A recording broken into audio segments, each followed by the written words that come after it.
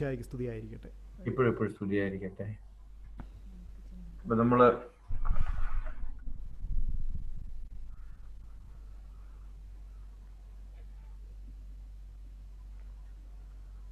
ഇന്ന് നമ്മൾ ആരംഭിക്കുകയാണ്.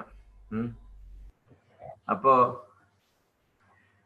ഏതൊരു ഇപ്പൊ ഒരു സമ്പ്രദായമാണ്, ഏതൊരു പ്രസംഗം ഒരു കഥയോട് കൂടി തുടങ്ങണം എന്നുള്ളതാണ്. അതില്ലെങ്കിൽ ഏതാണ്ട് മാതിരിയാ, ഒരു എന്തോ ഒരു പോലെയാന്നാ പറയുന്നത്. അപ്പൊ ഞാനൊരു ചെറിയ കഥയോട് കൂടി പറയാം, എന്തുകൊണ്ടാണ് ഞാൻ ഇനി പറയാൻ പോകുന്ന കാര്യങ്ങൾ ഇങ്ങനെ പറയുന്നത് എന്നുള്ളതിന്റെ ഒരു ന്യായീകരണം കൂടിയാ. പണ്ട് രണ്ടുപേര് വിമാനത്തിൽ നിന്ന് താഴേക്ക് പാരച്യൂട്ടിൽ ഇറങ്ങി. വിമാനം എങ്ങനെയോ പോയി എന്ന് വിചാരിക്കുക. അപ്പോ വലിയ കഷ്ടതയിലാണ്, എവിടെയാ ഇറങ്ങിയതൊന്നും ഒരു പിടിയില്ല. അപ്പോ മാപ്പുണ്ട് ഇവരുടെ അടുത്ത്, മാപ്പ് റീഡിംഗ് ഒക്കെ അറിയാം. വളരെ ബുദ്ധിമുട്ടി. ഒരുത്തം പറഞ്ഞു എനിക്കറിയാം, നിനക്കറിയാം, എനിക്കറിയത്തില്ല എന്ന് പറഞ്ഞു. അങ്ങനെ മാപ്പ് റീഡ് ചെയ്തു, ഒരുപാട് ആലോചിച്ചു. എന്നിട്ട് പറഞ്ഞു അവിടെ ഒരു കുന്ന് കണ്ടോ? കണ്ടു. അതിന്റെ അപ്പുറത്ത് ഒരു ചെരുവ് കണ്ടോ? കണ്ടു. അതിന്റെ അപ്പുറത്തൊരു മരം കണ്ടോ? ആ മരം കണ്ടു. ആ ഇപ്പൊ നമ്മൾ അവിടെയാ നിൽക്കുന്നത് എന്ന് പറഞ്ഞു. അതെ, ഇപ്പൊ നമ്മൾ അവിടെയാ നിൽക്കുന്നതെന്ന്. ഏകദേശം ഇപ്പൊ നമ്മൾ എവിടെയാ നിൽക്കുന്നതെന്നുള്ളത് നമുക്ക് അറിയത്തില്ലെങ്കിൽ ഇനി കേൾക്കാൻ പോകുന്നത് ഈ കേട്ടതും തമ്മിലൊരു ബന്ധം ഉണ്ടായില്ല.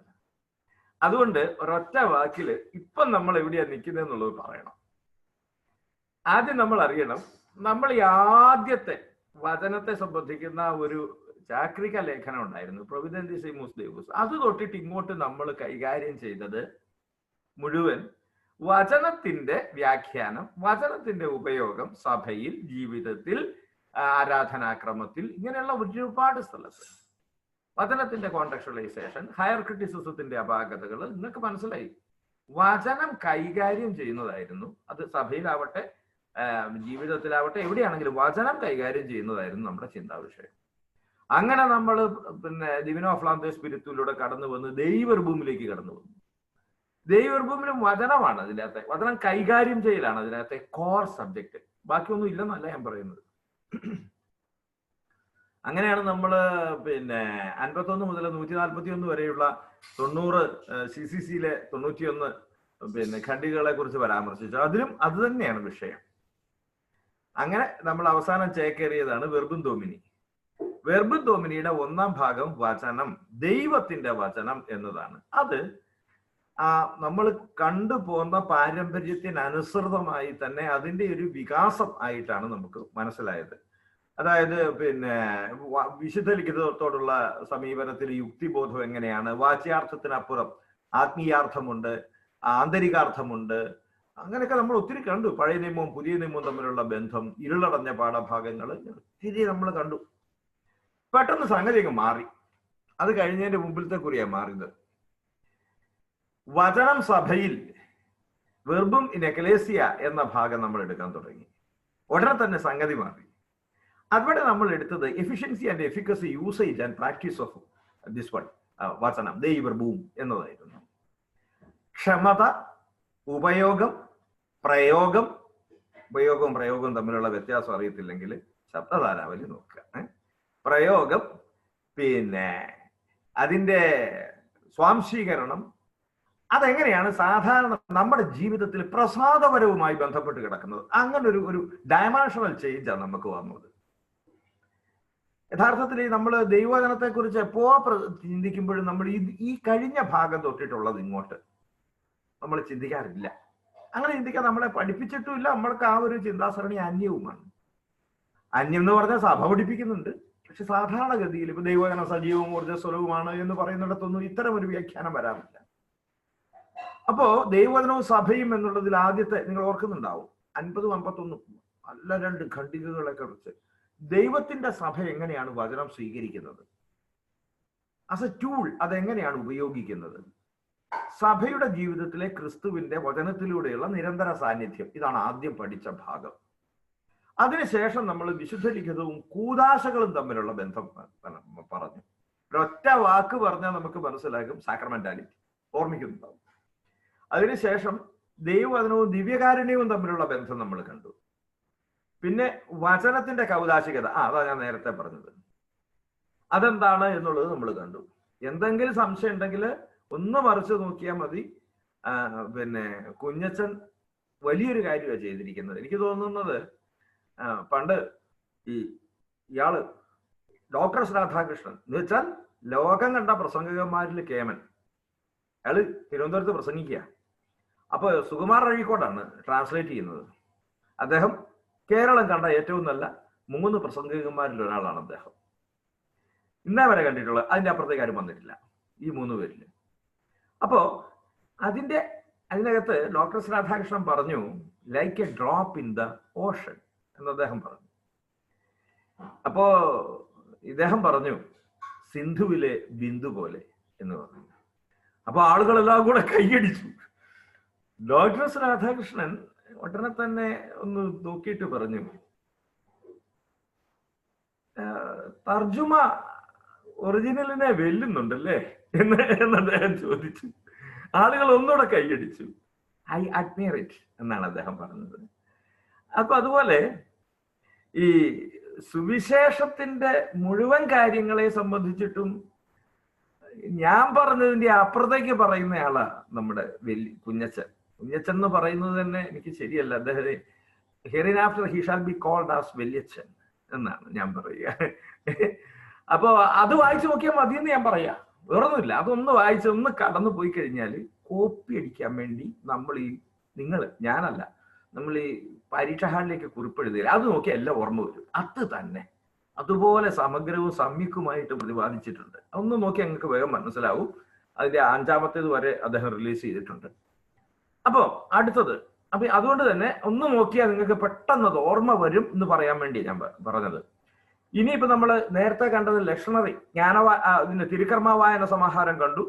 പിന്നെ നമ്മുടെ ശുശ്രൂഷയെ സംബന്ധിച്ചിട്ട് ശുശ്രൂഷ വന്നപ്പോഴത്തേക്ക് നിങ്ങളെല്ലാം കൂടെ ശുശ്രൂഷയെ ആണിയടിച്ച് തൂക്കിയിട്ടിരിക്കുകയാണ്. അവൻ അങ്ങനെയാണ് ഇങ്ങനെയാണ്, അക്ഷരസ്ഫുടതയില്ല എന്നൊക്കെ ഒരുപാട് പരാതികൾ പറഞ്ഞു. ഇനി താരതമ്യേന പ്രധാനമായൊരു ഭാഗത്തേക്ക്, ദീർഘമായൊരു ഭാഗത്തേക്ക് നമ്മൾ കിടക്കുകയാണ്. ഒരു പ്രസംഗകൻ എങ്ങനെയായിരിക്കണം, അഥവാ ഒരു പുരോഹിതൻ എങ്ങനെയായിരിക്കണം? നിങ്ങൾ ഇതൊക്കെ എന്തിനാ ഇത് പഠിക്കുന്നത്? എങ്ങനെ ഒന്നറിയണം. സഭ മാതാവാണ്.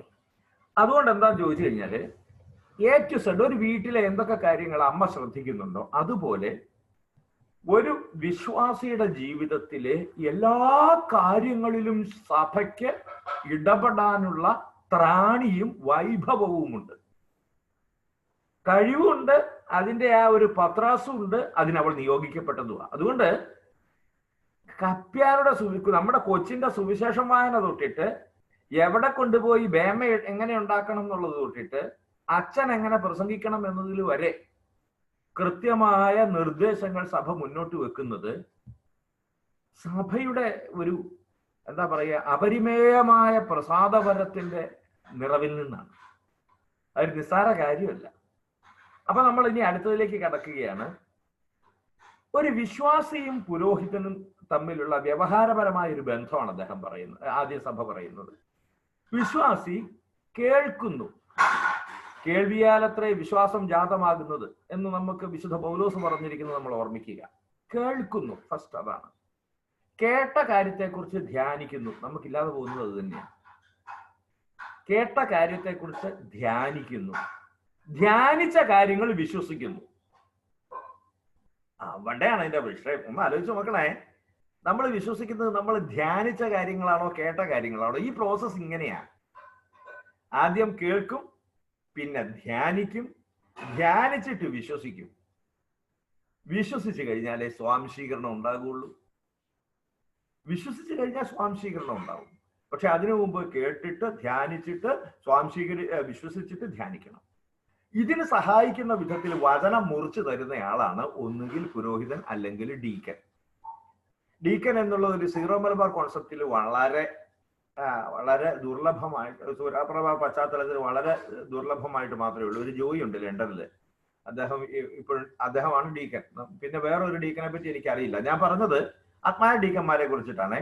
മറ്റേ അല്ലാത്ത ഡീക്കന്മാർ ഇഷ്ടം പോലെ ഉണ്ടല്ലോ. മാത്രമല്ല ഡീക്കന്മാരാണ് നമ്മുടെ വിശുദ്ധ കുർബാന ബലിയർപ്പണത്തിലെ പ്രധാന കാർമ്മികനെ സഹായിക്കുന്നത് മുഴുവൻ പാരമ്പര്യമായിട്ട് ഡീക്കന്മാരാണ്. ഡീക്കൻ പുസ്തകമെടുത്ത് വിശുദ്ധ ഗ്രന്ഥമെടുക്കുന്നു എന്നുള്ള മാതിരിയാണ്. അപ്പൊ അതിനകത്ത് നിങ്ങൾ ഒറിജിനൽ റാസ ഒന്ന് വായിച്ചു നോക്കിയാൽ ഡീക്കന്റെ സ്ഥാനം നിങ്ങൾക്ക് മനസ്സിലാകും. ഒന്നുകിൽ ശുശ്രൂഷയായിരിക്കുന്ന ഡീക്കൻ, അല്ലെങ്കിൽ പുരോഹിതൻ, അല്ലെങ്കിൽ മെത്രാൻ.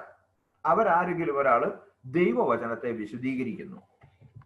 അതുകൊണ്ട് തന്നെ ഈ ദൈവവചനത്തിന്റെ വിശദീകരണം എന്ന് പറയുന്നത് ആരാധനാക്രമത്തിന്റെ ഒരു ഭാഗമാണ്. ഇതിനെ സംബന്ധിച്ചിട്ട് പറയാറുണ്ട്, there are two breakings. First is breaking of bread, word, and the second one is breaking of bread. ഇത് രണ്ടോടെ കൂടിയ കുർബാനയെ എന്ന് പറയുന്നുണ്ട്. അതൊരു ഏറെക്കുറെ നല്ലൊരു വളരെ സരളമായ ഒരു നിരീക്ഷണമാണ്. എന്നാൽ എല്ലാം അത് ഉൾക്കൊള്ളുന്നുമുണ്ട്. അതുകൊണ്ട് അത് ആരാധനാക്രമാനുഷ്ഠാനത്തിന്റെ ഭാഗമാണ് ഈ പറയുന്ന ഈ പ്രഘോഷണം. രണ്ടാമത്തേത് വിശ്വാസികളിലെ ദൈവവചനത്തെക്കുറിച്ചുള്ള ആഴമേറിയൊരു ധാരണ ഇതുണ്ടാക്കും. ഇപ്പൊ നമ്മൾ വിചാരിക്കും ഈ അടുത്ത കാലത്തൊക്കെ ഭയങ്കര ഗംഭീരമായിട്ടുണ്ടെന്ന്. ഈ അടുത്ത കാലത്തൊന്നുമല്ല, ഈ നമ്മുടെ പ്രൊവിഡന്റിസിമൂസ് ദേവൂസിന് മുമ്പ് 1800-കളിലോ 1400-കളിലോ എന്ന് വേണ്ട സകല സമയത്തും ദൈവവചനത്തെ ആധാരമാക്കിയുള്ള പ്രസംഗവും ആ പ്രസംഗത്തിൽ നിന്നുള്ള വിശ്വാസവും വിശ്വാസത്തിൽ നിന്നുള്ള ധ്യാനവും ധ്യാനത്തിൽ നിന്നുള്ള സ്വാംശീകരണവും ഉണ്ടായിരുന്നേ. അങ്ങനെയാണ് സത്യക്രിസ്ത്യാനികൾ ഉണ്ടായിരുന്നത്. അവർക്ക് നമ്മൾ നേരത്തെ കണ്ടു സെക്കൻഡറി ആയിട്ട്, അതായത് രണ്ടാമത്തെ ഇതായിട്ടാണ് സുവിശേഷം അവർക്ക് എഴുതി. ആദ്യം ആരാധനാക്രമം, രണ്ടാമത് അതിന്റെ ഒപ്പം തന്നെ സുവിശേഷം അവർക്ക് ലഭിച്ചിരുന്നു. ആ സുവിശേഷം ലഭിച്ചിരുന്നത് പ്രസംഗത്തിൽ കൂടിയാണ്. അപ്പോ അവർക്ക് മനസ്സിലാകേണ്ടുന്ന കാര്യം എന്താണ്? ഇത് വളരെ കൃത്യമായിട്ട് സഭ പറയുന്നുണ്ട്. ഒരു സുവിശേഷ പ്രസംഗത്തിലൂടെ, ഒരു ഹോമിലിയിലൂടെ അവർക്ക് മനസ്സിലാകേണ്ടുന്ന കാര്യം എന്തൊക്കെയാണ്? ഒന്നാമത്തേത്, നമ്മുടെ ജീവിതത്തിൽ ദൈവവചനം സന്നിഹിതമാണ്. എന്താണ് ഈ സന്നിഹിതമാവുക എന്ന് പറഞ്ഞു കഴിഞ്ഞാൽ? ലോഗോസിനെ പിടിച്ച് റീമായാക്കുക എന്നുള്ളതിന്റെ അർത്ഥം അത്ര തന്നെയുള്ളൂ. എന്താ ഈ ലോഗോസും റീമായും തമ്മിലുള്ള വ്യത്യാസം? നിങ്ങളൊരു ഒരു ഒരു പ്രബുദ്ധരായ ആളുകളാണ്. നിങ്ങളോട് ഞാനത് വ്യത്യാസം പറയണ്ട, എന്നാലും സൂചിപ്പിക്കാതെ കടന്നു പോകാൻ വയ്യല്ലോ. ലോഗോസ് എന്ന് പറയുന്നത് വചനമാണ്. അതിന്റെ ഒരുപാട് അർത്ഥങ്ങളെ കുറിച്ചിട്ട് പിന്നെ പറയുന്നുണ്ട്. ഒരുപാട് അർത്ഥങ്ങളെ കുറിച്ച് നമ്മൾ നേരത്തെ കണ്ടു. എഴുതപ്പെട്ട വചനമുണ്ട്, പറയപ്പെട്ട വചനമുണ്ട്, സൃഷ്ടിക്കപ്പെട്ട വചനമുണ്ട്, പ്രവാചകന്മാരിലൂടെ സംസാരിച്ച വചനമുണ്ട്. 14 എണ്ണം നമ്മൾ പറഞ്ഞു കഴിഞ്ഞു. അതിനെപ്പറ്റി ഒന്നും ഞാൻ സംസാരിക്കുന്നില്ല. ചരിത്രത്തിൽ സംഭവിച്ചതും ഇന്ന് സംഭവിച്ചുകൊണ്ടിരിക്കുന്നതും ഒക്കെ അത്. എന്നാൽ റീമ എന്ന് പറയുന്നത് വചനം തന്നെയാണ്. റേമ എന്ന് പറയുന്നത് RHEMA, റേമ ഒരു ഗ്രീക്ക് പദമാണ്. അതും വചനം തന്നെയാണ്. പക്ഷെ അതിന് ഇന്ന് ഈ സാഹചര്യത്തിൽ പറയപ്പെടുന്ന വചനമാണ്.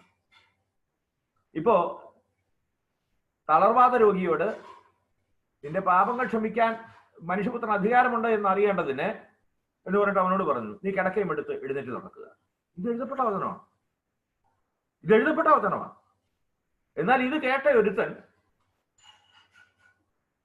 ഈ പറഞ്ഞ കർത്താവ് ഇന്ന് ജീവിക്കുന്നുണ്ട് എന്ന് പറഞ്ഞുകൊണ്ട് അവന്റെ ശുഷ്കിച്ച തളർവാദ പിടിച്ച കാലെടുത്ത് നിലത്തോട്ട് വെച്ചിട്ട് വേച്ച് എഴുന്നേറ്റ് നിന്നിട്ട് ആ കിടക്ക ചുരുട്ടുന്നതിന്റെ പേര് റേമ. അവന്റെ ജീവിതത്തിൽ പറയപ്പെട്ട വചനം. അവന്റെ ജീവിതത്തിൽ പറയപ്പെട്ട വചനം. ക്രിസ്തുവിന്റെ നാമത്തിൽ സൗഖ്യമാകട്ടെ എന്ന് പറയുമ്പോൾ സൗഖ്യമാക്കപ്പെട്ടവന്റെ വചനം ഇന്ന് കാലികമായി സന്നിഹിതമാകുന്നു. അപ്പൊ നിങ്ങൾക്ക് മനസ്സിലായി ലോഗോസ് റീമയാകുന്നതിന്റെ വിഷയം അതാണ്. ആ സാഹചര്യങ്ങളിൽ അന്ന് ഈ അത്ഭുതങ്ങളിൽ അത്ഭുതങ്ങളിൽ എന്നല്ല, ക്രിസ്തുവിനോട് കൂടെ സഞ്ചരിച്ചവർക്കൊന്നും അത് ലോഗോസ് ആയിരുന്നില്ല, റീമയായിരുന്നു. അപ്പോ ജീവിതത്തിൽ ദൈവവചനം സന്നിഹിതമാക്കണം. എന്നോടും നിങ്ങളോടും ശ്രോതാക്കളോട് പറയപ്പെട്ടതായി തോന്നണം, അനുഭവിക്കണം എന്ന് ചുരുക്കം. ഇതൊരു പുരോഹിതന്റെയോ മെത്രാന്റെയോ ഡീക്കന്റെയോ കടമയൊന്നും അല്ല കേട്ടോ. കടമ മാത്രമല്ല, ദൈവത്തിന്റെ വചനം പറയാനായി വായ തുറക്കുന്ന ഓരോരുത്തരുടെയും പ്രഥമവും പ്രധാനവുമായ സംഗതി ദൈവവചനം അന്യന്റെ ജീവിതത്തിൽ സാർത്ഥകമായി സന്നിഹിതമാകണം എന്നുള്ളതാണ്. അതിന്റെ പേരാണ് നേരത്തെ പറഞ്ഞ ജോസൂട്ടി പറഞ്ഞ ഭാഷ. അവന്റെ ഭാഷയിൽ, അവന്റെ തട്ടകത്തിൽ ഇങ്ങോട്ട് സംസാരിക്കണം. ഒന്നാമതായിട്ട് പറയുന്നത് ദൈവത്തിന്റെ വചനം അവന്റെ ജീവിതത്തിൽ, വിശ്വാസിയുടെ ജീവിതത്തിൽ സന്നിഹിതമാണ്. അത് പ്രവർത്തന നിരതമാണ്. അത്ഭുതങ്ങളും അടയാളങ്ങളും ചെയ്ത് കഴിഞ്ഞുപോയ എന്നിട്ട് ദിവ്യകാരുണ്യത്തിൽ മാത്രം സന്നിഹിതമായിരിക്കുന്ന ഒരുവനല്ല അവൻ. അതൊക്കെ ഇന്നും ജീവിക്കുന്നു. അത് വിശ്വാസികളിലെ ആഴമേറിയ ഈ പ്രവർത്തന നിരതയുടെ ധാരണ അവർക്കുണ്ടാകണം. ശുദ്ധീകരിക്കുന്ന, വിമലീകരിക്കുന്ന, പാപങ്ങളെ മോചിക്കുന്ന, സൗഖ്യപ്പെടുത്തുന്ന, ആത്മാവിനെയും ശരീരത്തെയും മനസ്സിനെയും സൗഖ്യപ്പെടുത്തുന്ന ജീവദായകമായ വചനമായിട്ട്, അവനോട് പറയപ്പെട്ട വചനമായിട്ട്, അന്ന് പറയപ്പെട്ട വചനമായിട്ട് അവന് തോന്നണം. ഇന്ന് പറയപ്പെട്ട വചനമായിട്ട് അവന് തോന്നണം. നമുക്ക് വേണമെങ്കിൽ അതിനെ നമ്മുടെ പഴയ ആ ടെർമിനോളജി ഉപയോഗിച്ച് പറയാം. The word should be contextualized, contemporarized and timized. ഇത്രയും സംഗതികൾ നടത്തണം. മാത്രമല്ല അതിന്റെ കൂട്ടം തന്നെ അപ്പൊ അത് തീർന്നില്ലെന്ന് ചോദിക്കും. ഇല്ല, ഇവിടെ അനുഷ്ഠിക്കപ്പെടുന്നവയെ കുറിച്ചിട്ട് ഒരു ധാരണ കൊടുക്കണം. ഏതൊരു ദൈവവചനവും ഏതൊരു ദൈവവചന പ്രസംഗവും, അത് ഹോമിലി അതിനോടനുബന്ധിച്ചിട്ടുള്ളതും, ഇവിടെ നടക്കുന്ന വലിയ മഹത്തായ ബലിയെ കുറിച്ചുള്ള ശക്തമായ സൂചന കൊടുക്കാതെ അവസാനിപ്പിക്കരുത്. അതിലേക്കുള്ള ഒരു ക്ഷണം വേണം. Be prepared. ഇതാ നമ്മൾ ഇനി ഈ ചെയ്യാൻ പോകുന്നതാണ് വലുത്. ഈ ചെയ്യാൻ പോകുന്നത് വലിയ കാര്യമാണ്. നിങ്ങളുടെ ജീവിതത്തിൽ സംഭവിക്കുന്ന ഏറ്റവും വലിയ കാര്യമാണ് സംഭവിക്കാൻ പോകുന്നത്. നമ്മുടെ ജീവിതത്തിൽ നമുക്ക് എത്തിപ്പെടാവുന്ന ഏറ്റവും വലിയ സ്വർഗമേഖല, ദൈവമേഖല, ദയാർദ്ദ കുറിച്ച് പറയുകയാണെങ്കിൽ ദൈവമേഖല അതാണ്. ദൈവവും മനുഷ്യനും തമ്മിലുള്ള അനുരഞ്ജനം മാത്രമല്ല, മനുഷ്യന്റെ അടുത്തേക്ക് ദൈവം ആ തട്ടകത്തിലേക്ക് ഇറങ്ങി വരുന്നു. പരിശുദ്ധ കുർബാന എന്ന് പറഞ്ഞാൽ എന്താ അല്ലെ? അപ്പൊ ചുരുക്കത്തിൽ അതിനകത്തേക്ക് 3 കാര്യങ്ങളാണ് അദ്ദേഹം പറയുന്നത്. അവരെ അതിലേക്ക് ക്ഷണിക്കുമ്പോൾ 3 കാര്യങ്ങൾ പറയണം. ഒന്നാമത്തേത്, വിശ്വാസത്തിന്റെ പ്രകടനത്തിന് വേണ്ടിയാണ് നിങ്ങളെ ക്ഷണിക്കുന്നത്. തീർച്ചയായും ഓരോ ഹോമിലിക്കും ശേഷം നമ്മൾ കാറോസൂസ കഴിഞ്ഞതിന് ശേഷം, കാറോസൂസയ്ക്ക് എന്താണ്? സാർവത്രിക പ്രാർത്ഥനയ്ക്ക് വേണ്ടിയാണ് ക്ഷണിക്കുന്നത്. അതാ പറഞ്ഞത്. ഈ വിശ്വാസ നിർഭരമായ പ്രസംഗം കേട്ട് കഴിയുമ്പോൾ സകലർക്കും വേണ്ടിയുള്ള പ്രാർത്ഥനയോടുകൂടെയാണ് ആരംഭിക്കുന്നത് തന്നെ. അതൊന്നും യാദൃച്ഛികമായി വന്നു ചേർന്നതല്ല. ബോധപൂർവകമായ സഭയുടെ ആസൂത്രണത്തിന്റെ ഭാഗമായിട്ടാണ് അത് വന്നത്. അപ്പൊ ഒന്നാമതായി പറയുന്നത് വിശ്വാസ പ്രകടനത്തിന്, സ്ലീഹന്മാരുടെ വിശ്വാസ പ്രമാണവുമായിട്ടാണല്ലോ നമ്മൾ എഴുന്നേൽക്കുന്നത് തന്നെ. അതിനു മുമ്പ് തന്നെ കഴിഞ്ഞിരിക്കും സാർവത്രിക പ്രാർത്ഥന. എന്നാൽ സാർവത്രിക പ്രാർത്ഥന അതിൽ മാത്രം ഒതുങ്ങി നിൽക്കുന്നില്ല. അങ്ങയുടെ വലം കൈ നീട്ടണമേ, രഹസ്യവും പരസ്യവുമായ വിപത്തുകൾ നിരീക്ഷിക്കണമേ എന്ന് പറഞ്ഞിട്ട് അങ്ങോട്ട് പ്രാർത്ഥനകൾ അങ്ങനെ നീളുന്നുണ്ടല്ലോ. മൂന്നാമത്തേത് ദിവ്യകാരുണ്യപരമായ ആരാധനാക്രമം. ഇനി വരാൻ പോകുന്നതിനെ ഹൃദയം കൊടുത്ത് ആരാധിക്കണം, അതിന് വിശ്വാസിയെ ഒരുക്കണം. ഈ 3 കാര്യങ്ങൾക്ക് വേണ്ടി ക്ഷണിക്കുകയും വേണം. ചുരുക്കത്തില് വലിയ ഒരു സിലബസ് സഭ തരുന്നത്. ഒരു പ്രസംഗം എന്ന് പറഞ്ഞാല് അത് ആരുടേതുമായിക്കൊള്ളട്ടെ, പ്രത്യേകിച്ച് പരിശുദ്ധ കുർബാനയുടെ ഇടയിലുള്ള ഹോമിലി, അതിനകത്ത് ഞാനിനി വിശദീകരിക്കേണ്ട കാര്യമില്ല. 3 എണ്ണമേ ഉള്ളൂ. ഒന്നാമത്തേത്, ദൈവവചനം അവന്റെ ജീവിതത്തിൽ ദൈവവചനം സന്നിഹിതമാകണം, അത് പ്രവർത്തനനിരതമാണെന്ന് ബോധ്യപ്പെടണം, അനുഷ്ഠിക്കുന്നവയെ കുറിച്ചുള്ള ധാരണ വേണം, അതിനെക്കുറിച്ചുള്ള ക്ഷണം വേണം. ആ ക്ഷണത്തിൽ 3 കാര്യങ്ങൾ അടങ്ങിയിരിക്കുന്നു. ഒന്നാമത്തേത് വിശ്വാസത്തിന്റെ പ്രകടനം വേണം, രണ്ടാമത്തേത് സാർവത്രിക പ്രാർത്ഥനയ്ക്കുള്ള ക്ഷണം വേണം, മൂന്നാമത്തേത് ദിവ്യകാരുണ്യപരമായ ആരാധന, അതിനുവേണ്ടി അവനെ ഒരുക്കണം.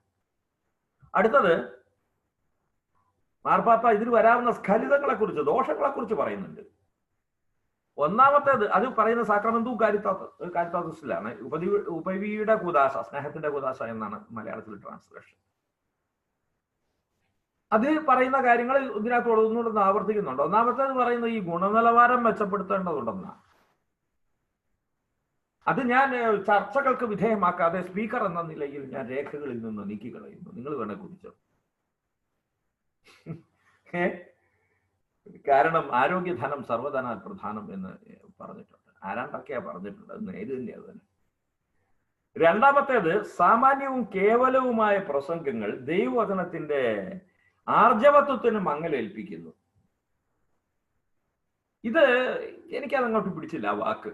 ആർജവത്വത്തിന് മങ്ങലേൽപ്പിക്കുന്നു എന്നൊക്കെ പറയുമ്പോ, ആർജവത്വം എന്നൊക്കെ പറഞ്ഞാൽ ഊർജവുമായിട്ടൊക്കെ ബന്ധപ്പെട്ടിട്ടുള്ള ഒരു സംഗതിയാണ്. ആംഗ്ലേയ പരിഭാഷ ഇങ്ങനെയാണ്: generic and abstract homilies which obscure the directness of God's word should be avoided. ദൈവവചനത്തിന്റെ തുളച്ചു കയറുന്ന ശക്തിയെ തടസ്സപ്പെടുത്തുന്ന വിധത്തിലുള്ള പ്രസംഗങ്ങൾ വർജിക്കണം. കേട്ടിട്ട് ഉറങ്ങരുതെന്ന് ചുരുക്കം. അത് അവനോട് പറയപ്പെട്ടതായിട്ട് തോന്നണം. അതിനുള്ള ഏർപ്പാടുകളൊക്കെ ചെയ്യണം, അതിനുള്ള ചേരുവകളൊക്കെ വേണം. പിന്നെ ഉപയോഗശൂന്യമായ ശാഖാചംക്രമണങ്ങൾ എന്നൊക്കെ പറഞ്ഞാൽ, ഇപ്പൊ ഞാൻ എന്തേലും ഉദാഹരണം പറഞ്ഞാൽ നിങ്ങൾ എന്നെ എടുത്തിട്ട് തല്ലും. എന്നാലും ഞാൻ പറയാണ്ടിരിക്കാൻ പറ്റില്ല. നമ്മൾ ഉപയോഗ നിർഭരമായ സംഗതികൾ നമ്മൾ ഈ പറഞ്ഞ് ഇതിന്റെ മോനെ ഒടിഞ്ഞു പോകും. ഹല്ലേലൂയ എന്ന പദത്തിന് അത്യുന്നതമായ ഒരു അർത്ഥമുണ്ട്. ആ സമയത്ത് പ്രയോഗിച്ചാൽ അതൊരു ജാർഗണൊക്കെ ആയിട്ട് മാറും. അത്രമാത്രം ഞാൻ പറയുന്നുള്ളൂ. ബാക്കിയൊക്കെ നിങ്ങൾക്ക് ഊഹിക്കാം, ഊഹ്യമാണ് താനും. അപ്പൊ അങ്ങനെ ഈ എന്താ പറയുക, കാര്യങ്ങളിൽ നിന്നൊക്കെ വ്യതിചലിച്ചു പോകാൻ വണ്ണമുള്ള കഥകളും ഉപകഥകളും ഒക്കെ ആയിട്ട് പോകുമ്പോൾ ഇതിന്റെ ഈ തുളച്ചു കയറുന്ന സ്വഭാവത്തിന് മങ്ങലേൽപ്പിക്കപ്പെടുകയാണ്. അടുത്തത്, ഈ സുവിശേഷകന് പ്രാധാന്യം കൊടുക്കരുത്, പ്രസംഗകന് പ്രാധാന്യം കൊടുക്കരുത്, സുവിശേഷത്തിനാണ് പ്രാധാന്യം കൊടുക്കേണ്ടത്. തന്റെ 2 ശിഷ്യന്മാര്, അത് നല്ല ഒന്നാന്തരം ശിഷ്യന്മാര് പോകും എന്നറിഞ്ഞിട്ടും ചൂണ്ടിക്കാണിച്ചല്ലോ. അതാ ലോകത്തിന്റെ പാപങ്ങൾ നീക്കുന്ന ദൈവത്തിന്റെ കുഞ്ഞാട് എന്ന് ചൂണ്ടിക്കാണിച്ച സ്നാപകനാണ് യഥാർത്ഥത്തിൽ അതിന് നല്ലൊരു ഒരു മാതൃക നമുക്ക്. അപ്പോ അയാളുടെ പ്രസംഗം, അങ്ങനെയുള്ള പ്രസംഗം, എന്റെ പ്രസംഗം, അങ്ങനെ കേമമായ പ്രസംഗം ഇതൊന്നുമല്ല. ക്രിസ്തുവിനെ കുറിച്ച് പറയുന്ന പ്രസംഗം, അതായത് ക്രിസ്തു ആയിരിക്കണം അതിന്റെ കാതല്. എനിക്കറിയാവുന്ന ഒരു സുവിശേഷ പ്രസംഗികയുണ്ട്, ആംഗ്ലേയ സുവിശേഷ പ്രസംഗിക. സാധാരണഗതിയിൽ ഞാൻ അവരുടെ ഇത് കേൾക്കാറുണ്ട്. സുവിശേഷ പ്രസംഗമാണെന്നാ പറയുക, പക്ഷെ അവർ സംസാരിക്കുന്നത് മുഴുവൻ ലോകത്തിന്റെ എന്താ പറയുക, ലോകത്തിൽ നമ്മൾ സുവിശേഷാനുസാരിയായി ജീവിക്കേണ്ടതിനെ കുറിച്ചിട്ടാണ് പറയുന്നത് ഒരുതരം എന്താ പറയുക ഡിസ്ഗൈസ്ഡ് ഗോസ്പല. അതിനകത്തൊന്നും ഈശോ ഇല്ല, പക്ഷെ അവർ സുവിശേഷ പ്രസംഗമാണ്. ഇതിനവരുടെ പേരൊക്കെ പറയുന്നത് പോരാ. ക്രിസ്തു എന്ന വ്യക്തിയെ കുറിച്ചാണ് സംസാരിക്കേണ്ടത്. ആചാര്യ മര്യാദകളെ കുറിച്ചും പെരുമാറ്റ സംഹിതകളെ കുറിച്ചും മാനവികതയെ കുറിച്ചും അല്ല സംസാരിക്കേണ്ടത്. ക്രിസ്തു എന്ന വ്യക്തി നിന്റെ ജീവിതത്തിൽ വരുത്താൻ പോകുന്ന വ്യത്യാസം, വരുത്തിയ വ്യത്യാസം, അത്രയേ ഉള്ളൂ നമുക്ക് പറയാം. ക്രിസ്തുവിനെ അദ്ദേഹം വളരെ മനോഹരമായ വാക്യം പറഞ്ഞുകൊണ്ടാണ് ഈ ഖണ്ഡിക അവസാനിപ്പിക്കല്ല, അതിന്റെ മധ്യഭാഗത്തിലേക്ക് കടക്കുന്നത്. ക്രിസ്തുവിനെ അവതരിപ്പിക്കാനുള്ള പ്രസംഗകന്റെ ആഗ്രഹം വിശ്വാസിക്ക് ബോധ്യമാണ്. ക്രിസ്തുവിനെ അവതരിപ്പിക്കാനുള്ള ഈ സുവിശേഷകന്റെ ആഗ്രഹം ഉണ്ടല്ലോ, അത് വിശ്വാസിക്ക്, സാധാരണ വിശ്വാസിക്ക് ബോധ്യമാകണം. അപ്പോ സത്യം പറഞ്ഞാൽ എന്റെ ജീവിതത്തിൽ എന്നെ സ്വാധീനിച്ച 2 പ്രസംഗങ്ങളേ ഉള്ളൂ. 2 പ്രസംഗങ്ങൾ. ഒന്നാമത്തേത് ഞാൻ 3-ാം ക്ലാസ്സിൽ പഠിക്കുമ്പോഴും, രണ്ടാമത്തേത് ഞാൻ 5-ാം ക്ലാസ്സിൽ പഠിക്കുമ്പോഴും. ഇന്നും ഞാൻ ആ പ്രസംഗങ്ങൾ ഓർക്കുന്നുണ്ട്. ഒന്നാമത്തേത് മുറിച്ചുണ്ടിന് ഓപ്പറേഷൻ ചെയ്ത ഒരു സിസ്റ്റർ ഉണ്ടായിരുന്നു ഞങ്ങൾക്ക്. അടയാളം അതാണ്, അല്ലാതെ അപമാനമല്ല. തിരുവാല സഖ്യത്തിന്റെ ആളായിരുന്നു സിസ്റ്റർ. 3-ാം ക്ലാസ്സിൽ പഠിക്കുന്ന ആള് എന്ന നിലയ്ക്ക് ഞാൻ തിരുവാല സഖ്യത്തിന്റെ ഒരു ഇരയായിരുന്നു. അങ്ങനെ ആ ക്ലാസ്സിൽ സാമാന്യഗതിയിലുള്ള എല്ലാ ഭക്തസംഘടനകളിലും ഞാൻ അംഗമായിരുന്നു. അംഗമാകാതെ പോയ ഏക ഭക്ത സംഘടന മാതൃസംഘമാണ്, അതൊഴിച്ച് ബാക്കി എല്ലാത്തിലും വേണ്ടത്. അപ്പൊ അങ്ങനെ അതിന്റെ ഒരു ക്ലാസ്സിൽ വെച്ചിട്ട് സിസ്റ്റർ ഈശോയുടെ സ്നേഹത്തെക്കുറിച്ച് പറഞ്ഞു വന്നപ്പം, സത്യമായിട്ടും ഈശോ നിങ്ങളെ സ്നേഹിക്കുന്നുണ്ട് എന്ന് പറഞ്ഞു വാ വിട്ട് കരഞ്ഞു. ഞങ്ങള് പൊടിക്കുഞ്ഞുങ്ങൾ ഒരു 10-25 പേര് സിസ്റ്ററിന്റെ കരച്ചിൽ കണ്ടിട്ട് വായും പൊളിച്ചു നിന്നു. ഇന്നും ആ വായ അടഞ്ഞിട്ടില്ല. അന്ന് എനിക്ക് ബോധ്യമായി സിസ്റ്റർ പറഞ്ഞത് എന്തോ ഒന്നാണ്. അത് സംഗതിയാണ്. 5-ാം ക്ലാസ്സിലെ സംഭവം. 5-ാം ക്ലാസ്സില് അന്ന് ക്രിസ്തുരാജൻ എന്ന കുമരനെല്ലൂർ എന്ന സ്ഥലത്തു നിന്ന് പുറപ്പെടുവിപ്പിക്കുന്ന മാസികയ്ക്ക് 6 പൈസ വിലയുള്ള കാലത്താണ്. ഫാദർ മാത്യു മൂഴിയിൽ SJ എന്ന അച്ഛൻ ഞങ്ങളുടെ സ്കൂളിൽ വന്നു. ഈ സംഗതി ക്രിസ്തുരാജൻ പ്രചരിപ്പിക്കാൻ വേണ്ടിയും ഞങ്ങളോട് സംസാരിക്കാൻ വേണ്ടിയും. അദ്ദേഹം സംസാരിച്ചു കൊണ്ടിരിക്കുക, ഞങ്ങൾ ഒരുപാട് പേരുടെ അടുത്ത്. നമുക്ക് വേണ്ടിയാ ഈശോ മരിച്ചതെന്ന് പറഞ്ഞപ്പോ അച്ഛന്റെ കണ്ണിക്കൂടെ വെള്ളമങ്ങ് ഒഴുകി. ഈശോയല്ലാണ്ട് നമുക്കൊരു പാപമോചനത്തിനൊരു ഒരു വഴിയില്ല കുഞ്ഞു മക്കളെ എന്ന് പറയലും ബാക്കി ഒന്നും ഞാൻ ഓർക്കുന്നില്ല. ക്രിസ്തുവിനെ അവതരിപ്പിക്കാനുള്ള ആ മനുഷ്യന്റെ ആഗ്രഹത്തിന്റെ അനന്തര ഫലമായി ബാക്കിയുള്ളവരുടെ കാര്യം എനിക്കറിയത്തില്ല. എനിക്കൊരൊറ്റ കാര്യം മനസ്സിലായി, ഇങ്ങേര് പറയുന്നത് നേരാണ്. ഇപ്പൊ നിങ്ങൾക്ക് കാര്യം മനസ്സിലായി, സഭ എന്താ നമ്മളോട് സംസാരിക്കുന്നത്. മനുഷ്യൻ, പ്രസംഗകൻ വിശ്വാസിയോട് പറയുന്നത് പ്രസംഗകന്റെ ജ്ഞാനത്തിൽ നിന്നും അറിവിൽ നിന്നും ഒന്നുമല്ല. അവൻ അനുഭവിച്ച ഈശോയെ മറ്റവന് കാണിച്ചു കൊടുക്കാനുള്ള ആക്രാന്തത്തിൽ നിന്നാണ്. ഒരു യാചകൻ മറ്റൊരു യാചകനോട് എവിടെ നിന്ന് അപ്പം കിട്ടിയെന്ന് പറയുന്നതിന്റെ പേരാ സുവിശേഷ പ്രഘോഷണം എന്ന് ഏതോ വിശുദ്ധൻ പറഞ്ഞിട്ടുണ്ട്. ആര് പറഞ്ഞതാണേലും ആ പറഞ്ഞത് കൊണ്ട് തന്നെ പറയാം അങ്ങനെ വിശുദ്ധനായിരിക്കും. അതാണ് അവിടെ പറയുന്നത്. ക്രിസ്തുവിനെ അവതരിപ്പിക്കാനുള്ള പ്രസംഗകന്റെ ആഗ്രഹം കേൾവിക്കാരൻ മനസ്സിലാക്കണം എന്നാ പറയുന്നത്.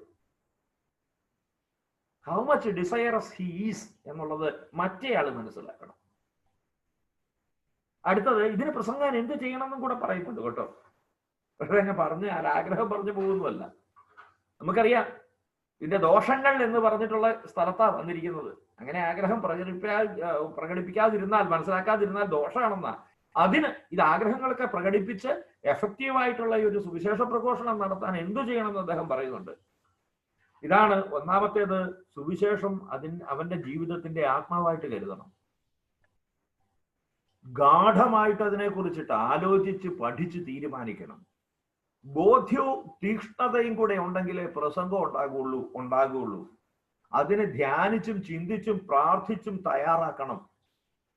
ഫ്രാൻസിസ് പാപ്പ ഏറെ പരിഹസിച്ചും ഒത്തിരി കാതര മനോഭാവത്തോടു കൂടിയും പറയുന്ന ഒരു സംഗതിയാണ്, നിങ്ങൾ പ്രസംഗിക്കുന്നതിന് മുമ്പ് നിങ്ങളോട് പ്രസംഗിക്കണം. നിങ്ങളോട് തന്നെ നിങ്ങളൊന്ന് പ്രസംഗിക്കണം. ഇനി പറയുന്ന ചോദ്യങ്ങള് മനസ്സിൽ സൂക്ഷിക്കണം എന്ന് സിനഡ് മാർപ്പാപ്പായോട് പറഞ്ഞു, ഇതൊന്ന് എഴുതിയേക്കണമെന്ന്. എന്ത് ഇനി പറയുന്ന ഈ കാര്യങ്ങൾ, അത് 4 കാര്യങ്ങളാണ് ഉള്ളത്. ഒന്നാമത്തേത്, വിശുദ്ധ ലിഖിതങ്ങൾ എന്താണ് പറയുന്നത്, ഇൻ ജനറൽ ലിറ്ററലി എന്താണ് പറയുന്നത്, അത് ബോധ്യപ്പെടുത്തണം. രണ്ടാമത്തേത്, എന്നോട് എന്താണ് പറയുന്നത്, അത് ഈ പ്രസംഗകൻ ആദ്യം ഗ്രഹിച്ചിരിക്കണം. നമ്മൾ പറയുന്നത് മറ്റുള്ളവരോട് പറയാൻ വേണ്ടിയാണ് തയ്യാറാകുന്നത്. പക്ഷേ എന്നോട് എന്താണ് പറയുന്നത്, എനിക്ക് ബാധകമല്ലാത്ത കാര്യം ഞാനെന്തിനാണ് വേറെ ആൾക്കാരോട് പറയുന്നത്? അത് അതിൽ തന്നെ പൊട്ടയായിരിക്കും. തുളച്ച് കയറുക പോയിട്ട് കൂർക്കം കൊണ്ട് അവിടെ മുഴുവൻ എന്താ പറയുക, ശബ്ദമുഖരിതാവില്ലേ? എന്നോട് വ്യക്തിപരമായിട്ട് എന്താ പറയുന്നത്. രണ്ടാമത്തേത്, ഈ സമൂഹത്തോട് എന്തായിരിക്കും പറയുക, ഈ കൂട്ടായ്മയോട് എന്താണ് പറയുക, ലോകത്തോട് എന്താണ് ഈ വാക്യം കൊണ്ട് പറയുക. ഇത് രണ്ടും കൂടെ കൂട്ടിയിട്ട് എന്നോട് വ്യക്തിപരമായി പറയുന്നതും ഈ സമൂഹത്തോട് എന്താണ് പറയുന്നത് എന്നുള്ളതും കൂടെ കൂട്ടിയിട്ട് അതിനകത്തുനിന്നാണ് 4ാമത്തേത് വരുന്നത്. എൻ്റെ സമൂഹത്തോട്, എൻ്റെ മുമ്പിലുള്ള ഈ സമൂഹത്തോട് ഞാൻ ഇപ്പോൾ എന്താണ് പറയേണ്ടത്. 4 പ്രോസസ്സിൽ കൂടെ കടന്നു പോയാലേ അതിന്റെ എഫക്റ്റ് ഉണ്ടാവത്തുള്ളൂ. പ്രസംഗകനായിരിക്കണം ആദ്യത്തെ ശ്രോതാവ് എന്ന് പറഞ്ഞത് വിശുദ്ധ ആഗസ്തീനോസാണ്. അദ്ദേഹം വീണ്ടും പറഞ്ഞു, ആന്തരികമായി ദൈവവചനം ശ്രവിക്കാതെ ബാഹ്യമായി അത് പ്രസംഗിക്കുന്നവൻ ഫലശൂന്യനാണ്. അതിൽ വലിയ കാര്യമൊന്നുമില്ല, കുറെ സമയം കഴിഞ്ഞു എന്ന് മാത്രമേ ഉള്ളൂ. പിന്നെ അദ്ദേഹം പറയുന്ന ഒരു കാര്യമുണ്ട്, ഞായറാഴ്ചകളിലും തിരുനാളുകളിലും ഒക്കെ പ്രത്യേക ശ്രദ്ധ കൊടുക്കണം. ചെറിയ ചെറിയ വിചിന്തനങ്ങൾ മറ്റു ദിവസങ്ങളിലൊക്കെ കൊടുക്കാം. മറ്റു ദിവസങ്ങളിലെ പ്രസംഗം ഒരു നിയമ മുഖേന നിഷ്കർഷിക്കപ്പെടുന്ന ഒരു സംഗതിയല്ല. പക്ഷെ ചെറിയ വിചിന്തനങ്ങളൊക്കെ 1, 2, 3 മിനിറ്റൊക്കെ നീളുന്ന വളരെ എഫക്റ്റീവ് ആയിട്ടുള്ള ഗുളികകൾ നമുക്ക് കൊടുക്കാം. അതവിടെ മനസ്സിൽ കിടക്കുകയും ചെയ്യും. ചിലപ്പോൾ ഒരു വേള ഒരു ധ്യാനത്തെക്കാൾ കൂടുതൽ നമുക്ക് ഫലം ചെയ്യുക പരിശുദ്ധ കുർബാനയ്ക്ക് മുമ്പായിട്ട് തരുന്ന ചാട്ടുളി പോലത്തെ ചില വചനങ്ങൾക്ക് ആയിരിക്കാം. അടുത്തത്, സുവിശേഷ പ്രസംഗ സഹായികള് നമുക്ക് വേണം. സുവിശേഷ പ്രസംഗ സഹായികൾ അത് പക്ഷെ അതിന് മാത്രം ആശ്രയിക്കരുത് എന്നുള്ളത് എൻ്റെ ഒരു എളിയ അഭിപ്രായം. എന്താന്ന് ചോദിച്ചു കഴിഞ്ഞാൽ, പണ്ടൊരിക്കല് ഞങ്ങളെല്ലാവരും കൂടി ഞങ്ങളുടെ ഇടവകയിലെ, ഞാൻ അന്ന് ഈ ഇടവക, എൻ്റെ ഇപ്പോഴത്തെ ഇടവക എന്നല്ല, വേറെ ഇടവകയല്ല, അവിടെ പോയി. അപ്പം എൻ്റെ കൂടെ ഒരു സുഹൃത്തുണ്ട്. അപ്പോൾ ഞങ്ങളെല്ലാവരും കൂടെ സംസാരിച്ചുകൊണ്ടിരുന്ന അവസാനം അവൻ പോകുന്ന സമയത്ത് അവൻ്റെ മുണ്ടിന്റെ ഇടയിൽ അവൻ സാധനം ഒളിപ്പിച്ചോണ്ടാ പോകുന്നു. അപ്പൊ ഞാൻ ചോദിച്ചു, എന്നാ ഇതെന്ന് ചോദിച്ചു. അത് എന്നെ കണ്ണടച്ച് കാണിച്ചു, മിണ്ടല്ല, അച്ഛൻ കാണണ്ടാന്ന്. അച്ഛന്റെ മുമ്പിൽ ഇരുന്ന ഒരു തടിച്ച ഗ്രന്ഥം ഇവൻ കടത്തിക്കൊണ്ട് പോവാ. അച്ഛൻ അന്നേരം പറഞ്ഞ കാര്യം എനിക്ക് ഭയങ്കരമായിട്ട് അങ്ങ് ഇഷ്ടപ്പെട്ടു. എടാ, ആ പേര് വിളിച്ചാൽ നിങ്ങൾ അറിയും, അതുകൊണ്ടാണ് ഞാൻ ആരെങ്കിലും ഒക്കെ ഊഹിച്ചറിഞ്ഞു, പ്രത്യേകിച്ച് ഗോൾഡ്. എടാ മാനെ, നീ എന്റെ കഞ്ഞിക്കുടി മുട്ടിക്കല്ലേടാ എന്നും പറഞ്ഞിട്ടാണ്. എന്റെ കഞ്ഞിക്കുടി മുട്ടിക്കല്ലേ. അവൻ അവിടുന്ന് അച്ഛനെ കൊണ്ട് സത്യം ചെയ്യിച്ച ഒരു കാര്യമുണ്ട്, ഇനി മേലാൽ ഇതിനകത്തെ ഒരു കഥയും ഞങ്ങളോട് പറയണ്ട. എന്റെ പൊന്നുമാനെ ഞാൻ പറയുകയല്ല, നീ അത് സാധനം ഇങ്ങ് തന്നേ. അത്ര രസികനായ വളരെ വിശുദ്ധനായ ഒരു അച്ഛനായിരുന്നുകൊണ്ട് അവതാ പറഞ്ഞത് മേടിച്ചു, ഒരു അധികാരവും പ്രയോഗിക്കാതെ. അതിനകത്തുള്ള കഥ പറയാൻ വേണ്ടിയല്ല നമ്മൾ കേൾക്കുന്നത്, നമ്മൾ ഇരിക്കുന്നത് ദൈവത്തിന്റെ വചനം കേൾക്കാൻ വേണ്ടിയാണ്. അപ്പോ അതിന് സുവിശേഷ സഹായി വേണം, യഥാർത്ഥത്തിലുള്ള സുവിശേഷ സഹായികൾ വേണം. ഇന്ന് ഒരുപാട് സുവിശേഷ സഹായികളുണ്ട്, എല്ലാം തന്നെ നല്ല നിലവാരം പുലർത്തുന്നതുമാണ്. അവനവന്റെ ഒരു തമാശ തോന്നി എന്ന് മാത്രമേ ഉള്ളൂ. അപ്പൊ ഒന്നാമത്തേത്, അത് എന്തിനാന്ന് ചോദിച്ചു കഴിഞ്ഞാല് ചില പ്രത്യേക ദിശകളിലേക്ക് സഭയ്ക്ക് അതിന്റെ വിശ്വാസികളെ നയിക്കുന്ന കാര്യങ്ങള് ഈ സുവിശേഷത്തിലൂടെ ആയിരിക്കും സംജാതമാകുന്നത്. ഒരു ഉദാഹരണത്തിന് നമുക്ക് എല്ലാവർക്കും അറിയാം, നോമ്പ് ആരംഭിക്കുന്ന ദിവസം വിശുദ്ധ മത്തായിയുടെ സുവിശേഷം 4-ാം അധ്യായം എന്നും പറഞ്ഞിട്ട് നമുക്ക് തുടങ്ങുക, കാണാപ്പാടാ. കാരണം എന്താ, സുവിശേഷം അത് അപ്രകാരമാണ് എന്നുള്ളതും അത് എന്തിലേക്കാണ് നയിക്കുന്നത് എന്നുള്ളതും ഈ പ്രസംഗ സഹായികളിലൂടെയാണ് ലഭിക്കുക. രണ്ടാമത്തേത്, പിന്നെ മറ്റൊന്ന്, ആരാണോ പ്രസംഗിക്കുന്നത്, അച്ഛനോ മെത്രാനോ ഡീക്കനോ, ഇനിയിപ്പം ആത്മാവിന്റെ കാര്യത്തിൽ പോലും സാർത്ഥകമായിരിക്കുന്ന സംഗതിയുണ്ട്, വാക്കിനും പ്രവർത്തിക്കും തമ്മിൽ വലിയ യോജിപ്പുണ്ടാകണം, വലിയ യോജിപ്പുണ്ടാകണം. ഈ യോജിപ്പില്ലെങ്കിൽ മറുതലിപ്പിന്റെ ഒരു ഭാഷ ചിലപ്പോൾ എഴുന്നേറ്റ് ആരും പറയുന്നുണ്ടാവില്ല, എന്നാലും മറുതലിപ്പുണ്ടാവും. നിങ്ങൾക്ക് എന്താ അങ്ങനെ ചെയ്താലും, നിങ്ങളെ ഇത് കേട്ടാൽ അങ്ങനെ അല്ലല്ലോ. ഇപ്പൊ ഞാനവിടെ എഴുന്നേറ്റ് പിന്നെ ഭയങ്കരമായിട്ട് അവിടെ പട്ടുവസ്ത്രങ്ങളൊക്കെ അണിഞ്ഞിട്ട് ദാരിദ്ര്യത്തിന്റെ പിന്നെ എന്താ അനുഭവത്തെ കുറിച്ച് പറയുന്ന സമയത്ത്, താനിട്ടിരിക്കുന്ന ഉടുപ്പിനും തന്റെ വാച്ചിനും ഒക്കെ ലക്ഷങ്ങൾ വിലയുണ്ട്. ഇപ്പൊ നിങ്ങൾക്ക് ഇതിപ്പോ നിങ്ങളുടെ മനസ്സിലേക്ക് കൊണ്ടുവരണം. വലിയ ലക്ഷറിയസ് ആയിട്ടുള്ള സുവിശേഷ പ്രഘോഷകന്മാരൊക്കെ ഉണ്ട്, ഞാൻ ആരെയും കുറ്റം പറയുന്നല്ല. അതൊന്നും ഹൃദയത്തിലേക്ക് തുളച്ചു കയറാൻ വഴിയില്ല. കാരണം എന്താന്ന് ചോദിച്ചു കഴിഞ്ഞാല്, സഭ ചില കാര്യങ്ങളൊക്കെ പറയുന്നുണ്ട്, വാക്കും പ്രവൃത്തിയും തമ്മിലുള്ള പൊരുത്തം, ആ പൊരുത്തം ദൃശ്യമായിരിക്കണമെന്നും ദൃശ്യമല്ലെങ്കിൽ അതിന് മറുതലിപ്പ് ഉണ്ടാകുമെന്നും സഭ പറയുന്നുണ്ടെങ്കിൽ അത് സഭ പറയുന്നതാന്നേ, അല്ലാതെ ഞാൻ നിങ്ങൾ കുറ്റം കണ്ടുപിടിച്ച് പറയുന്നൊന്നുമല്ല. അപ്പൊ അതൊക്കെ വലിയ കാര്യങ്ങളാണ്. പിന്നെ 61 ഖണ്ഡികയിലേക്ക് വരുന്നത് ഇപ്പോഴേക്ക് അതങ്ങ് കഴിഞ്ഞു. നമ്മൾ ദിവ്യകാരുണ്യം, കൂദാശകളും ദൈവവചനവും കൂദാശകളും എന്നുള്ളതിന്റെ ഏറ്റവും പ്രധാനമായ സംഗതിയായിട്ട് ദിവ്യകാരുണ്യം എന്ന് കണ്ടു. ദിവ്യകാരുണ്യത്തിനിടയിൽ സംഭവിക്കുന്ന കാര്യങ്ങളാണ് ഏത്, ഈ ഡീക്കന്റെ പ്രസംഗം, അല്ല ഡീക്കന്റെ ശുശ്രൂഷ, അതുപോലെ തന്നെ പിന്നെ വായനാ സമാഹാരത്തിന്റെ കൃത്യത. അത് കഴിഞ്ഞിട്ട് നമ്മൾ വീണ്ടും കണ്ടു പ്രസംഗം. ആരുടെ? ഒന്നുകിൽ ഡീക്കന്റെ, അല്ലെങ്കിൽ മെത്രാന്റെ, അല്ലെങ്കിൽ വൈദികന്റെ പ്രസംഗത്തിനെയും അതിന്റെ ദോഷങ്ങളെയും ഗുണങ്ങളെയും കാലവൽക്കരണത്തെയും ഒക്കെ കുറിച്ച് നമ്മൾ കണ്ടു. അടുത്തതായിട്ട് നമ്മൾ മറ്റൊരു കൂദാശയായിരിക്കുന്ന, മറ്റൊരു കൂദാശയല്ല, 2 കൂദാശകളെ ഒരുമിച്ചാണ് കൊണ്ടുവരുന്നത്. സൗഖ്യത്തിന്റെ കൂദാശകൾ, അനുരഞ്ജനവും രോഗീലേപനവും. നമുക്കറിയാം 3 തരത്തിൽ ഇത് കമ്പാർട്ട്മെന്റലൈസ് ചെയ്തിട്ടുണ്ട്. പ്രാരംഭ കൂദാശകൾ, സൗഖ്യത്തിന്റെ കൂദാശകൾ, ശുശ്രൂഷയുടെ കൂദാശകൾ. അപ്പൊ ഇതിലെ സൗഖ്യത്തിന്റെ കൂദാശയെ സംബന്ധിച്ചിട്ടാണ് പറയുന്നത് ദൈവവചനവും അനുരഞ്ജനവും രോഗീലേപനവും. അപ്പൊ അതില് ദൈവവചനവും കൂദാശയും തമ്മിലുള്ള ബന്ധത്തിൽ കേന്ദ്രത്തിലുള്ളത് വിശുദ്ധ കുർബാനയാണ്. അത് കൂദാശകളുടെ കൂദാശയാണ്. എന്നാൽ ഇപ്പൊ നമ്മൾ പക്ഷെ വരുന്നത് അതിന്റെ മറ്റൊരു കൂദാശയായ സൗഖ്യത്തിന്റെ കൂദാശയും ദൈവവചനവും തമ്മിലുള്ള ബന്ധത്തെ കുറിച്ചിട്ടാണ്. രമ്യതയുടെ വചനത്തെ നമ്മളെ ഫലമേൽപ്പിച്ചിരിക്കുക. വേണമെന്നുണ്ടെങ്കിൽ വിചിന്തനത്തിന് വേണ്ടി 2 കൊരിന്ത്യർ 5:18-20 ഓർമ്മിക്കുക. ദൈവം രമ്യതയുടെ സുവിശേഷം നമ്മളെ ഏൽപ്പിച്ചിരിക്കുന്നു എന്നുള്ള ആ വചനത്തിന്റെ ബലത്തിലാണ് എന്ത് നമ്മൾ ചെയ്യുന്നത്, പാപമോചനത്തിന്റെ കൂദാശയ്ക്ക് നമ്മൾ വിധേയമാകുന്നത്. അപ്പോ ദൈവത്തിന്റെ ക്ഷമിക്കുന്ന സ്നേഹം ക്രിസ്തുവിലൂടെ ഭൂമിയിൽ സന്നിഹിതമായി. ക്രിസ്തുവിലൂടെ സന്നിഹിതമായ വചനത്തിന്റെ ദൈവത്തിന്റെ രക്ഷാകരമായ ക്ഷമിക്കുന്ന സ്നേഹത്തിന്റെ ആനുകാലികമായ തുടർച്ചയായി ക്രിസ്തുവിന്റെ മണവാട്ടിയായ സഭയിൽ ശുശ്രൂഷകരുമുണ്ട്. എല്ലാം ഒറ്റ സംഗതി തന്നെയാണ്, ക്രിസ്തു ക്ഷമിക്കുന്നത്. അതുകൊണ്ട് അവിടുന്ന് പാപിയെ ഉയർത്തുന്നതിന്റെ ഒരു വലിയ മഹത്വപൂർണമായ പ്രകടനമാണ് ഈ സൗഖ്യത്തിന്റെ കൂദാശയായിരിക്കുന്ന കുംഭസാരത്തില് വചനം കൊണ്ട് സംഭവിക്കുന്നത്. പിതാവിന്റെയും പുത്രന്റെയും പരിശുദ്ധാത്മാവിന്റെയും നാമത്തിൽ ഞാൻ നിന്റെ പാപങ്ങൾ മോചിക്കുന്നു എന്ന് പറയുമ്പോൾ നമുക്കറിയാം അവിടെ ഇരിക്കുന്ന ആളല്ല മോചിക്കുന്നത്. പ്രത്യുത വചനത്തിന്റെ കാലവൽക്കരണമാണ് അവിടെ വരുന്നത്. വചനത്തിലൂടെയാണ് വിശ്വാസി അവിടെ പാപമോചനം നേടുന്നത്. തളർവാത്ത രോഗിയോട് നിന്റെ പാപങ്ങൾ ക്ഷമിക്കപ്പെട്ടിരിക്കുന്നു എന്നാ പറഞ്ഞിരിക്കുന്നത്. പാപത്തെക്കുറിച്ചുള്ള ബോധ്യം ഉണ്ടാക്കുന്നതും വചനമാണ്. നിങ്ങളിൽ പാപം ചെയ്യാത്തവർ ആദ്യത്തെ കല്ലെറിയട്ടെ എന്ന് പറഞ്ഞപ്പോ അവരെ കുറ്റപ്പെടുത്തുകയല്ല ചെയ്തത്, ചങ്കിലോട്ടൊന്ന് നോക്കാനാ പറഞ്ഞത്. പിറ്റേ ദിവസം പഠിപ്പിച്ചത് ഞാൻ ലോകത്തിന്റെ പ്രകാശമാകുന്നു എന്നാണ്. അതിന്റെ അർത്ഥം എന്താണ്? ഓരോരുത്തരുടെയും ഹൃദയത്തിൽ ഒരു നുറുങ്ങു വെട്ടം കൊളുത്താൻ അവന്റെ ആ ഒറ്റ വാക്കിന് കഴിഞ്ഞു. നിങ്ങളിൽ പാപമില്ലാത്തവൻ, നിങ്ങളിൽ പാപമില്ലാത്തവൻ. അപ്പൊ വചനം കൊണ്ട് അവൻ പാപബോധം ഉണ്ടാക്കിയെന്ന് ചുരുക്കം. വചനം കൊണ്ട് അവൻ പാപത്തെ മോചിച്ചു എന്ന് ചുരുക്കം.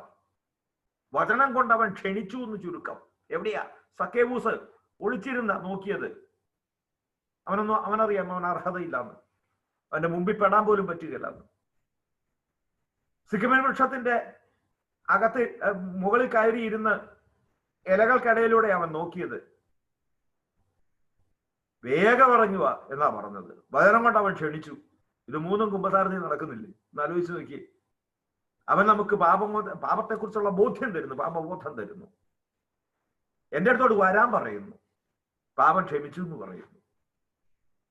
അപ്പോ വചനത്തിന്റെ ആ ഒരു എന്താ പറയുക, പാപമോചനവുമായി ബന്ധപ്പെട്ടിട്ടുള്ള വിനിമയം എന്താണെന്നുള്ളതാണ് നമ്മൾ മനസ്സിലാക്കുന്നത്. കുമ്പസാരത്തിന്റെ ഫലദായകത്വത്തിനായി മാർപ്പാപ്പ പറയുന്ന 3 കാര്യങ്ങളുണ്ട് കേട്ടോ. ഒന്ന്, അനുയോജ്യമായ ഒരു ദൈവവചന ഭാഗം ധ്യാനിക്കാൻ. ഇപ്പൊ പലപ്പോഴും അച്ഛന്മാര് തരുന്ന ദോഷപൂർത്തിക്ക് വേണ്ടി തരുന്ന, പാപമോചനത്തിന് വേണ്ടി തരുന്ന ജപം പലപ്പോഴും പല അച്ഛന്മാരും തരുന്നത് 5-ാം ക്ലാസ്സിനെങ്കിലും 5 നന്മ പറഞ്ഞറിയും എന്നുള്ളതിനേക്കാൾ ഉപരിയായി ചിലരോടെങ്കിലും ഇന്ന സുവിശേഷ ഭാഗം വായിച്ച് ധ്യാനിക്കുക, ഇന്ന പിന്നെ സംഭവം വായിച്ച് ധ്യാനിക്കുക. ഒരു വളരെ അഭിനന്ദനാർഹമായ ഒരു മാറ്റമാണത്. മാറ്റം എന്ന് പറയാൻ പറ്റില്ല, ഒരു വിനിയോഗം, വചനത്തിന്റെ വിനിയോഗമാണത്. രണ്ടാമത്തേത് നിശ്ചിത പ്രാർത്ഥനകൾ ചൊല്ലുക എന്നുള്ളതാണ്. അത് നിർബന്ധമാണ്, കാരണം അത് വചനബദ്ധിയാണ്. അപ്പോ പിന്നെ അത് കുളിപ്പിച്ച് കുഞ്ഞില്ലാതാകുന്നത് മാതിരി അനുതാപം മാത്രം മതി എന്നൊരു സംഗതി പോരാന്ന് ചുരുക്കം. കാണാപ്പാഠം വേണം, അത് പറയുകയും ചെയ്യണം. പിന്നെ പേടിപ്പിക്കാൻ പറയുകയല്ല, എന്നാലും ഞാൻ പറയട്ടെ, പല അച്ഛന്മാരും, പ്രത്യേകിച്ച് ലത്തീൻ പാരമ്പര്യത്തിലുള്ള അച്ഛന്മാര്, കുമ്പസാരത്തിനുള്ള ജപം ചൊല്ലി കേൾപ്പിക്കാൻ പറയും. കുമ്പസാരം നടക്കുകയോ ഇല്ല എന്നുള്ളതൊന്നും ചിന്തിച്ചാൽ തരക്കേടില്ല കേട്ടോ. അന്നേരം ബെബ്ബെ വെച്ച് അച്ഛൻ എഴുന്നേറ്റ് പോകാൻ പറഞ്ഞു കഴിഞ്ഞാൽ അതുകൊണ്ട് അതൊക്കെ ഒന്ന് പഠിക്കുന്നതെല്ലാം ചുരുക്കം. വ്യക്തിപരമായ കുമ്പസാരത്തിൽ നല്ല ഒരുക്കം വേണം, മുന്നൊരുക്കം വേണം എന്ന് പറയുന്നുണ്ട്. രണ്ടാമത്തെ രോഗീലേപനമാണ്. സഹിക്കുന്നവനോടൊത്തുള്ള ക്രിസ്തു എന്നതാണ് അവിടുത്തെ പ്രമേയം. മരണത്തിനൊരു വിജയമില്ലെന്നും മരണം ഒന്നിന്റെ അവസാനമല്ലെന്നുമുള്ള ബോധ്യം. 2 കാര്യങ്ങൾ ഒരുമിച്ച് ഇഴപിരിക്കാതെ അത് തമ്മിൽ ചേർന്നാ പോകുന്നത് രോഗീലേപനത്തിൽ. ഒന്ന്, സൗഖ്യദായകമായ വചനം. മരണകാരണമല്ലാത്തതാണെങ്കിൽ ആ ദാസനെ അങ്ങ് സുഖപ്പെടുത്തണം. ഇനി മരണകാരണം ഉള്ളതാണെങ്കിൽ പോലും സൗഖ്യം കഴിഞ്ഞിട്ട് മരണം, ഇത് ഞാൻ എൻ്റെ ഒരു ഒബ്സർവേഷൻ പറയുക, ഇത്രയും കാലം ജീവിച്ചതിന്റെ അടിസ്ഥാനത്തിൽ പറയുക. ഏതെങ്കിലും ഒരു അമ്മാമ്മയോ അപ്പാപ്പനോ നമ്മൾ രോഗീലേപനം കൊടുത്തു കഴിഞ്ഞാൽ നമ്മളൊക്കെ മരിച്ചു കഴിഞ്ഞതിന് ശേഷം പറയാറുള്ള ഒരു കാര്യമുണ്ട്. അച്ഛൻ വന്ന് കുർബാന കൊടുത്തതിന് ശേഷം നല്ലൊരു ഭേദം ഉണ്ടായിരുന്നു. നമ്മൾ അറിയാത്തൊരു കാര്യമുണ്ട്. തമ്പുരാൻ ആദ്യം ഒന്ന് ഒരു മുന്നൊരുക്കം കൊടുത്തു. അതിനുശേഷം അദ്ദേഹത്തിന് സമാധാനവും പ്രത്യാശയും കൊടുത്തു. എന്നിട്ട് ആ ജീവനെ അങ്ങ് എടുത്തു. അപ്പൊ 2 കാര്യങ്ങളാണ്. ഒന്ന്, സൗഖ്യദായകമായ വചനത്തെക്കുറിച്ച്.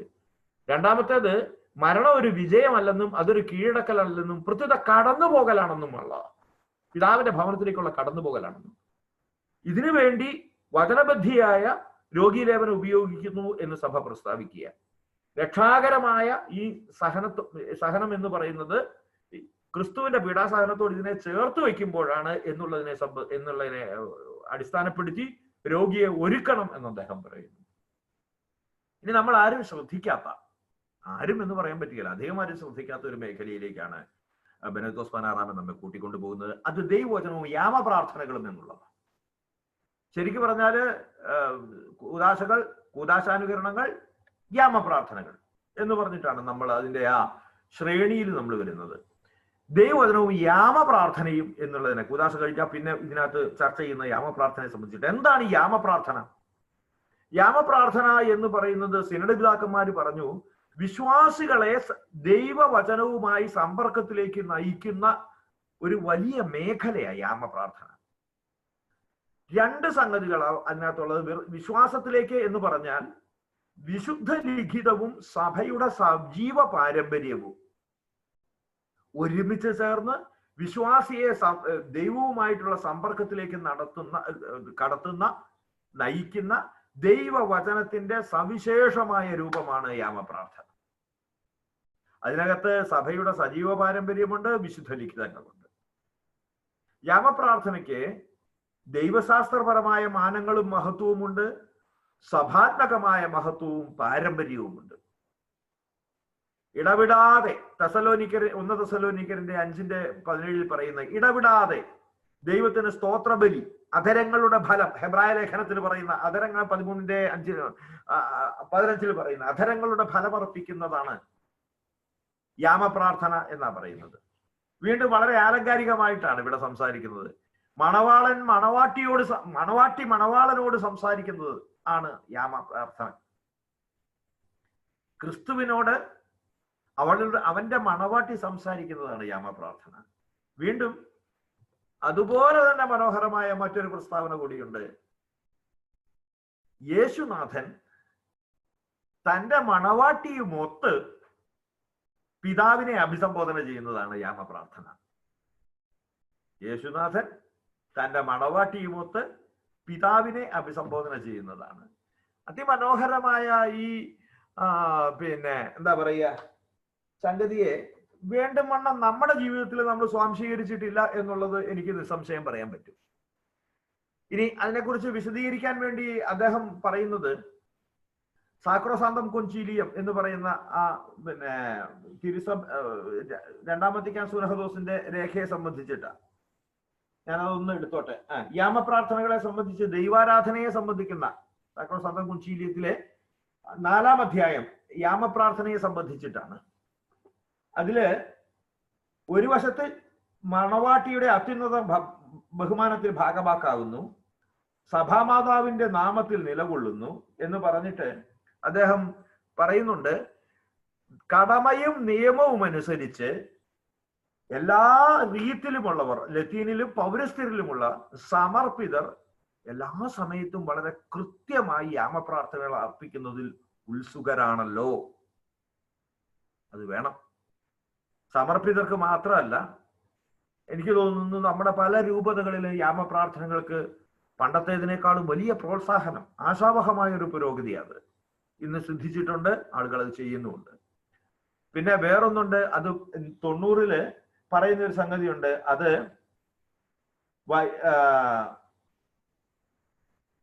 90-ലെന്ന് പറഞ്ഞാല് സാക്രോസാന്തം കൊഞ്ചീലിയത്തിന്റെ 90-ല് വളരെ സങ്കീർത്തനങ്ങളും മറ്റുള്ള പ്രാർത്ഥനകളും വളരെ കൃത്യമായി നന്നായി ചൊല്ലണമെന്നും ശബ്ദത്തോട്, അവയുടെ അനുഷ്ഠാനത്തിൽ ശബ്ദത്തോട് ഹൃദയവും ഒന്നിപ്പിക്കണം. ഇതാണ് സംഗതി. അത് നമുക്ക് സാധാരണ പ്രാർത്ഥനയുടെ കാര്യത്തിലും ബാധകമെന്ന് എനിക്ക് തോന്നുന്നത്. ശബ്ദത്തോട് ഹൃദയവും ഒന്നിപ്പിക്കണം. നമ്മുടെയൊക്കെ ഒരു നന്മ പറഞ്ഞവരെയും നമ്മൾ തന്നെ ഒന്ന് ടേപ്പ് ചെയ്തിട്ട്, അല്ലെങ്കിൽ പ്രാർത്ഥന ഒന്ന് ടേപ്പ് ചെയ്തിട്ട് കേൾക്കുന്നത് നല്ലതാണ്. വേറെ ധ്യാനത്തിനൊന്നും പോകണ്ടെന്നേ, അതൊക്കെ ചെലവുള്ള കാര്യമാണ്. ചുമ്മാ ഒരു ദിവസം രാവിലെ വൈകുന്നേരം കുടുംബ പ്രാർത്ഥനയുടെ സമയത്ത് ഒന്ന് ഓൺ ചെയ്തിട്ട് ശബ്ദത്തോട് ഹൃദയവും ഹൃദയത്തോട് ശബ്ദവും ഒന്നിപ്പിക്കുന്നുണ്ടോ എന്നുള്ളതൊന്ന് ആലോചിച്ചാൽ മതി. ഇത്രയേ ഉള്ളൂ. അതൊരു നല്ല എക്സർസൈസാണ്. പോട്ടെ. അപ്പോ അടുത്തത് പ്രഭാത പ്രദോഷ പ്രാർത്ഥനകൾ വിശ്വാസികൾക്ക് നമുക്ക് ചൊല്ലാൻ തിരുസഭ നമ്മളോട് ആഹ്വാനം ചെയ്യുന്നു. വിശ്വാസികൾക്ക് ദൈവവചന പരിചയം ഉണ്ടാകും. ഞായറാഴ്ചയും തിരുനാളുകളിലും പ്രത്യേകമായ പ്രാർത്ഥനകൾ, ഇതൊക്കെ തിരുസഭ നമ്മളോട് പറയുന്നുണ്ട്.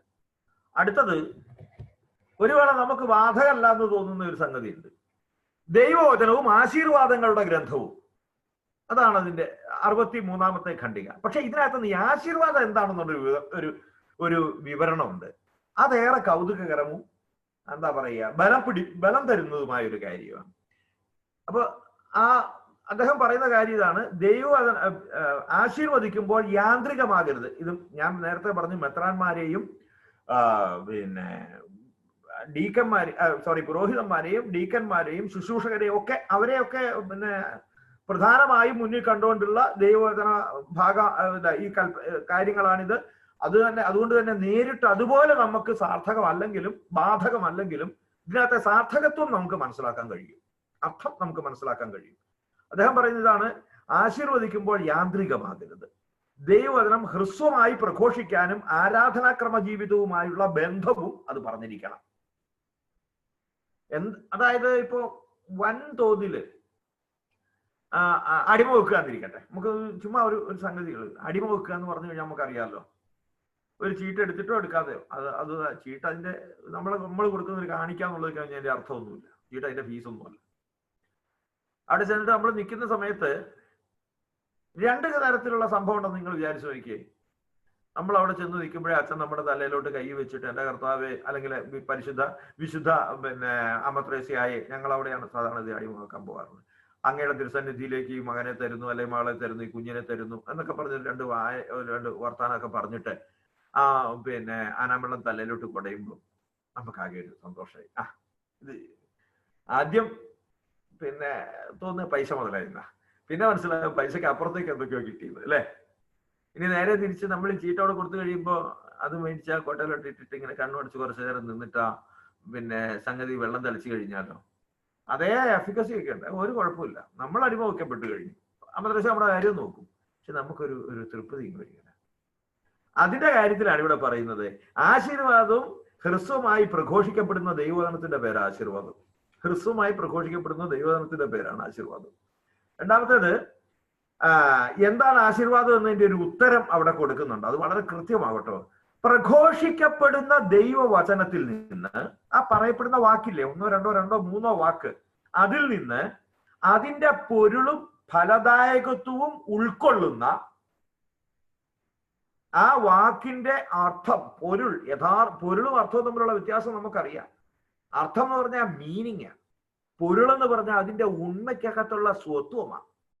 അപ്പൊ ആ പറയുന്ന വാക്കുണ്ടല്ലോ, തലേ കൈ വെച്ചോണ്ട് രണ്ട് വാക്ക് ദൈവവചനം പറയുന്നുണ്ടല്ലോ, ആ ദൈവവചനത്തിന്റെ പൊരുളും അതിന്റെ ഫലദായകത്വവും ഉൾക്കൊള്ളുന്ന വിശുദ്ധമായ ഒരു അടയാളമാണ് ഈ ആശീർവാദം.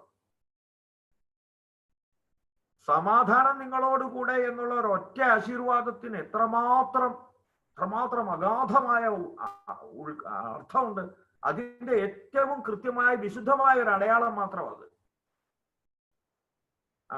അത് പറഞ്ഞപ്പോഴാണ് ഓർത്തത്, സമാധാനം നിങ്ങളോടുകൂടെ എന്നുള്ളത് പറയുന്നതിന്റെ പ്രസക്തി എന്താണെന്ന് പറഞ്ഞ മാതിരി നമ്മളിലെ ഒരു അംഗം ചോദിച്ചിട്ടുണ്ട്. ഇതിനു ശേഷം നമുക്കത് ചർച്ച ചെയ്യാവുന്നതാണ്. ഓക്കെ, അപ്പോ അതുകൊണ്ട് എന്താണ് ആശീർവാദം എന്നുള്ളതും അത് വളരെ ആത്മാർത്ഥമായിട്ട് ചെയ്യേണ്ടതിന്റെ ആവശ്യകതയും എന്താണ് എന്നുള്ളത് പറഞ്ഞ് അദ്ദേഹം സമാപിപ്പിക്കുകയാണ്. ദൈവത്തിന്റെ അധരത്തിൽ നിന്ന് പുറപ്പെടുന്ന ഓരോ വാക്കിനും വേണ്ടിയുള്ള ദാഹം വിശ്വാസിയിൽ ഉണർത്തണം ഓരോ ആശീർവാദവും. ഇതോടുകൂടെ അദ്ദേഹം സമാപിപ്പിക്കുക. ഇനി 64 മുതൽ 71 വരെയുള്ള ഖണ്ഡികകളിൽ 8 ഖണ്ഡികകളിലായിട്ട് മെത്രാന്മാര് മുന്നോട്ട് വെച്ച കുറെ അഭിപ്രായങ്ങളെ സംബന്ധിച്ചിട്ടുള്ള ചർച്ചയല്ല, അദ്ദേഹത്തിന്റെ നിഗമനങ്ങളും കണ്ടെത്തലുകളും അദ്ദേഹം എഴുതുകയാണ്. ഇനി ഈ പറയാൻ പോകുന്ന കാര്യങ്ങള് മെത്രാന്മാര് പ്രൊപ്പോസിയോ ആയിട്ട് വെച്ചിരിക്കുന്ന കാര്യമാണ്, പ്രൊപ്പോസ് ചെയ്തിരിക്കുന്ന കാര്യങ്ങളാണ്. അത് അദ്ദേഹം അറ്റസ്റ്റ് ചെയ്തിട്ട് അതിനെ സംബന്ധിച്ചിട്ട് നമ്മളോട് പറയുക ചെയ്യുന്നത്. അത് വളരെ പെട്ടെന്ന് നമ്മൾ കടന്നു പോവുകയാണ്. ഒന്നാമത്തേത് ദൈവവചന ശുശ്രൂഷ, 65ാമത്തെ ഖണ്ഡിക, ദൈവവചന ശുശ്രൂഷ. ഇത് അദ്ദേഹം പറയുന്നത് ഇതാണ്, ദൈവവചന ശുശ്രൂഷ നമ്മൾ നേരത്തെ പറഞ്ഞതാണ്, അതുകൊണ്ട് ഞാൻ ഒരൊറ്റ വാക്കിൽ കൂടെ പറയുന്നുള്ളൂ. ഓരോ ദൈവവചന ശുശ്രൂഷകളും ആരാധനാക്രമ കാലത്തോട് ബന്ധം പുലർത്തുന്നതായിരിക്കണം, അതിലേക്ക് ഒരുക്കുന്നതായിരിക്കണം, കർത്താവിനെ അവന്റെ ജീവിത സാഹചര്യങ്ങളിൽ കണ്ടുമുട്ടാനുള്ള അവസരം കൊടുക്കുന്നതായിരിക്കണം. പ്രത്യേക കാലങ്ങൾക്ക്, ഉദാഹരണത്തിന് നോമ്പ്, ആഗമനം, അല്ലെങ്കിൽ ദനഹാകാലം, പള്ളിക്കുദാശാകാലം, ആ കാലത്തിന്റെ സ്പിരിച്വാലിറ്റിയിലേക്ക് അവരെ കടത്തിക്കൊണ്ടു പോകാൻ സഹായകരമായിരിക്കണം ഓരോ ദൈവവചന ശുശ്രൂഷയും. രണ്ടാമത്തേത് പറയുന്നുണ്ട്, ദൈവവചന ശുശ്രൂഷയെ കുറിച്ച് പറയുമ്പോൾ ഒരു കാര്യം കൂടി പറയുന്നുണ്ട്. പരിശുദ്ധ കുർബാന, ദിവ്യബലിയർപ്പണം സാധ്യമല്ലാത്ത മേഖലകളുണ്ട്. ഉടനെ നിങ്ങൾ നിങ്ങളുടെ ഇടവകപ്പള്ളി ഒന്നും വിചാരിച്ചേക്കരുത്. ഈ തിരുസഭ എന്ന് പറഞ്ഞ ഒരു വലിയ പ്രസ്ഥാനം, ആഗോളമാണല്ലോ, കത്തോലിക്ക സഭയല്ലേ, മുഴുവൻ സ്ഥലത്തും ഉണ്ട്. ദിവ്യബലിയർപ്പണം അസാധ്യമായിരിക്കുന്ന സ്ഥലങ്ങളുണ്ട്, തീർച്ചയായിട്ടും ഉണ്ടല്ലോ, അത് നിങ്ങൾക്കറിയാം, നേരിട്ടറിയാം. അപ്പൊ അവിടെ ദൈവവചനത്തിന്റെ ശുശ്രൂഷ വളരെ പ്രാധാന്യമുള്ളതാണ്. അതുകൊണ്ട് തന്നെ വളരെ ഊന്നൽ കൊടുത്തുകൊണ്ട് വേണം വിശ്വാസ സംരക്ഷണത്തിന് വേണ്ടി നമ്മൾ ദൈവവചന ശുശ്രൂഷയെ പരിപോഷിപ്പിക്കാൻ. പക്ഷേ ഇത് ദിവ്യബലിക്ക് പകരമാണ് എന്ന് നമ്മൾ ചിന്തിക്കുന്നത്. അതാണ് അദ്ദേഹം പറയുന്നത്. ദിവ്യബലിക്ക് പകരം വെക്കാൻ പറ്റുകയില്ല, ഒരു കൺവെൻഷനും പറ്റുകയില്ല, ഒരു ശുശ്രൂഷയ്ക്കും പറ്റുകയില്ല, ഒന്നിനും പറ്റുകയില്ല. അതുകൊണ്ട് തന്നെ നെക്സ്റ്റ് ബെസ്റ്റ് ഓൾട്ടർനേറ്റീവ് മാത്രമാണത്. അത് മനസ്സിൽ വെച്ചോളണം എന്നുള്ളതാണ് അദ്ദേഹം പറയുന്നത്. മാത്രമല്ല, ചില ദൈവവചന ശുശ്രൂഷകള് നമുക്ക് ചെയ്യാവുന്ന ചില അവസരങ്ങളെ കുറിച്ച് ഇവിടെ പറയുന്നുണ്ട്. തീർത്ഥാടനങ്ങള്, പ്രത്യേക തിരുനാളുകള്, ജനപ്രിയ മിഷനുകള്, ആത്മീയ ധ്യാനങ്ങൾ നടത്തുമ്പോൾ പ്രായശ്ചിത്തത്തിന് വേണ്ടി, പരിഹാരത്തിന് വേണ്ടി അനുതാപ ദിവസങ്ങളിലൊക്കെ ദൈവവചന ശുശ്രൂഷ നടത്തണം. തദനുസൃതമായ ദൈവവചന ശുശ്രൂഷകൾ നടത്തിക്കൊണ്ടേയിരിക്കണം. അടുത്തതായിട്ട് അതിനകത്ത് വളരെ പ്രത്യേകമായ ഒരു ഇതിലേക്ക് വരികയാണ്. അത് നമുക്കൊക്കെ ബാധകമായിട്ടുള്ള ഒരു കാര്യമാണ്. ഭക്ത്യഭ്യാസങ്ങളുടെ വിവിധ ആവിഷ്കാരങ്ങളുണ്ടല്ലോ, അത് ആരാധനാക്രമത്തിന്റെ നടപടി അല്ലെന്നാണ് പറയുന്നത്. ഉപ്പോളം വരില്ല ഉപ്പിലിട്ടത്. ഭക്ത്യഭ്യാസങ്ങൾ എന്ന് പറഞ്ഞാൽ എന്താണെന്നുള്ളത് ഒരു മധ്യ കേരളക്കാരനോട് ഒട്ടും പറയണ്ട. അടുത്തെങ്ങും ഞാൻ മധ്യ കേരളത്തിലേക്ക് വരികയില്ലാത്തത് കൊണ്ട്, ഞാൻ വരുന്ന സമയമാകുമ്പോഴത്തേക്ക് നിങ്ങൾ അത് മറക്കും എന്നുള്ളത് കൊണ്ട്, അത് മറക്കുകയല്ലെങ്കിൽ പിന്നെ ഇത്രയും കാലത്തെ സംഗതികളൊക്കെ നിങ്ങൾ മറക്കുമായിരുന്നു. അതുകൊണ്ട് ഞാൻ അത് പറയുക. അമ്പും കുന്തവും മുടിയും ഒക്കെ എഴുന്നള്ളിക്കുമ്പോഴുള്ള ഘോഷത്തിന്റെ നാലിലൊന്നും ഇല്ല, ആഘോഷത്തിന്റെ ഒക്കെ നല്ലത് തന്നെയാണ്. നമ്മൾ അതൊരു സംശയമില്ല. അതിന്റെ നാലിലൊന്നും എരമ്പലും ആവേശവും ഇല്ലല്ലോ ഒരു ദിവ്യ ബലിയർപ്പണത്തിൽ. ഒന്ന് ആലോചിച്ച് നോക്കാൻ വേണ്ടി മാത്രം പറയുക. ഇത് ഞാൻ പറയുന്നതല്ല, തിരുസഭ പറയുന്നതാ. പഥ്യമില്ലെങ്കിൽ പറഞ്ഞതുമില്ല ഞാൻ. പിന്നെ രണ്ടാമത്തെ കാര്യം, തിരുസഭ പറയുന്നത് ഞാൻ അങ്ങോട്ട് പറയുക, അത് തിരുക്കർമ്മങ്ങളായി നിങ്ങളോട് അത് പരിഗണിക്കരുതെന്നാണ്. അത് തിരുക്കർമ്മങ്ങളല്ല, ഭക്ത്യഭ്യാസങ്ങളാണ്. തമ്മിൽ വ്യത്യാസമുണ്ട്.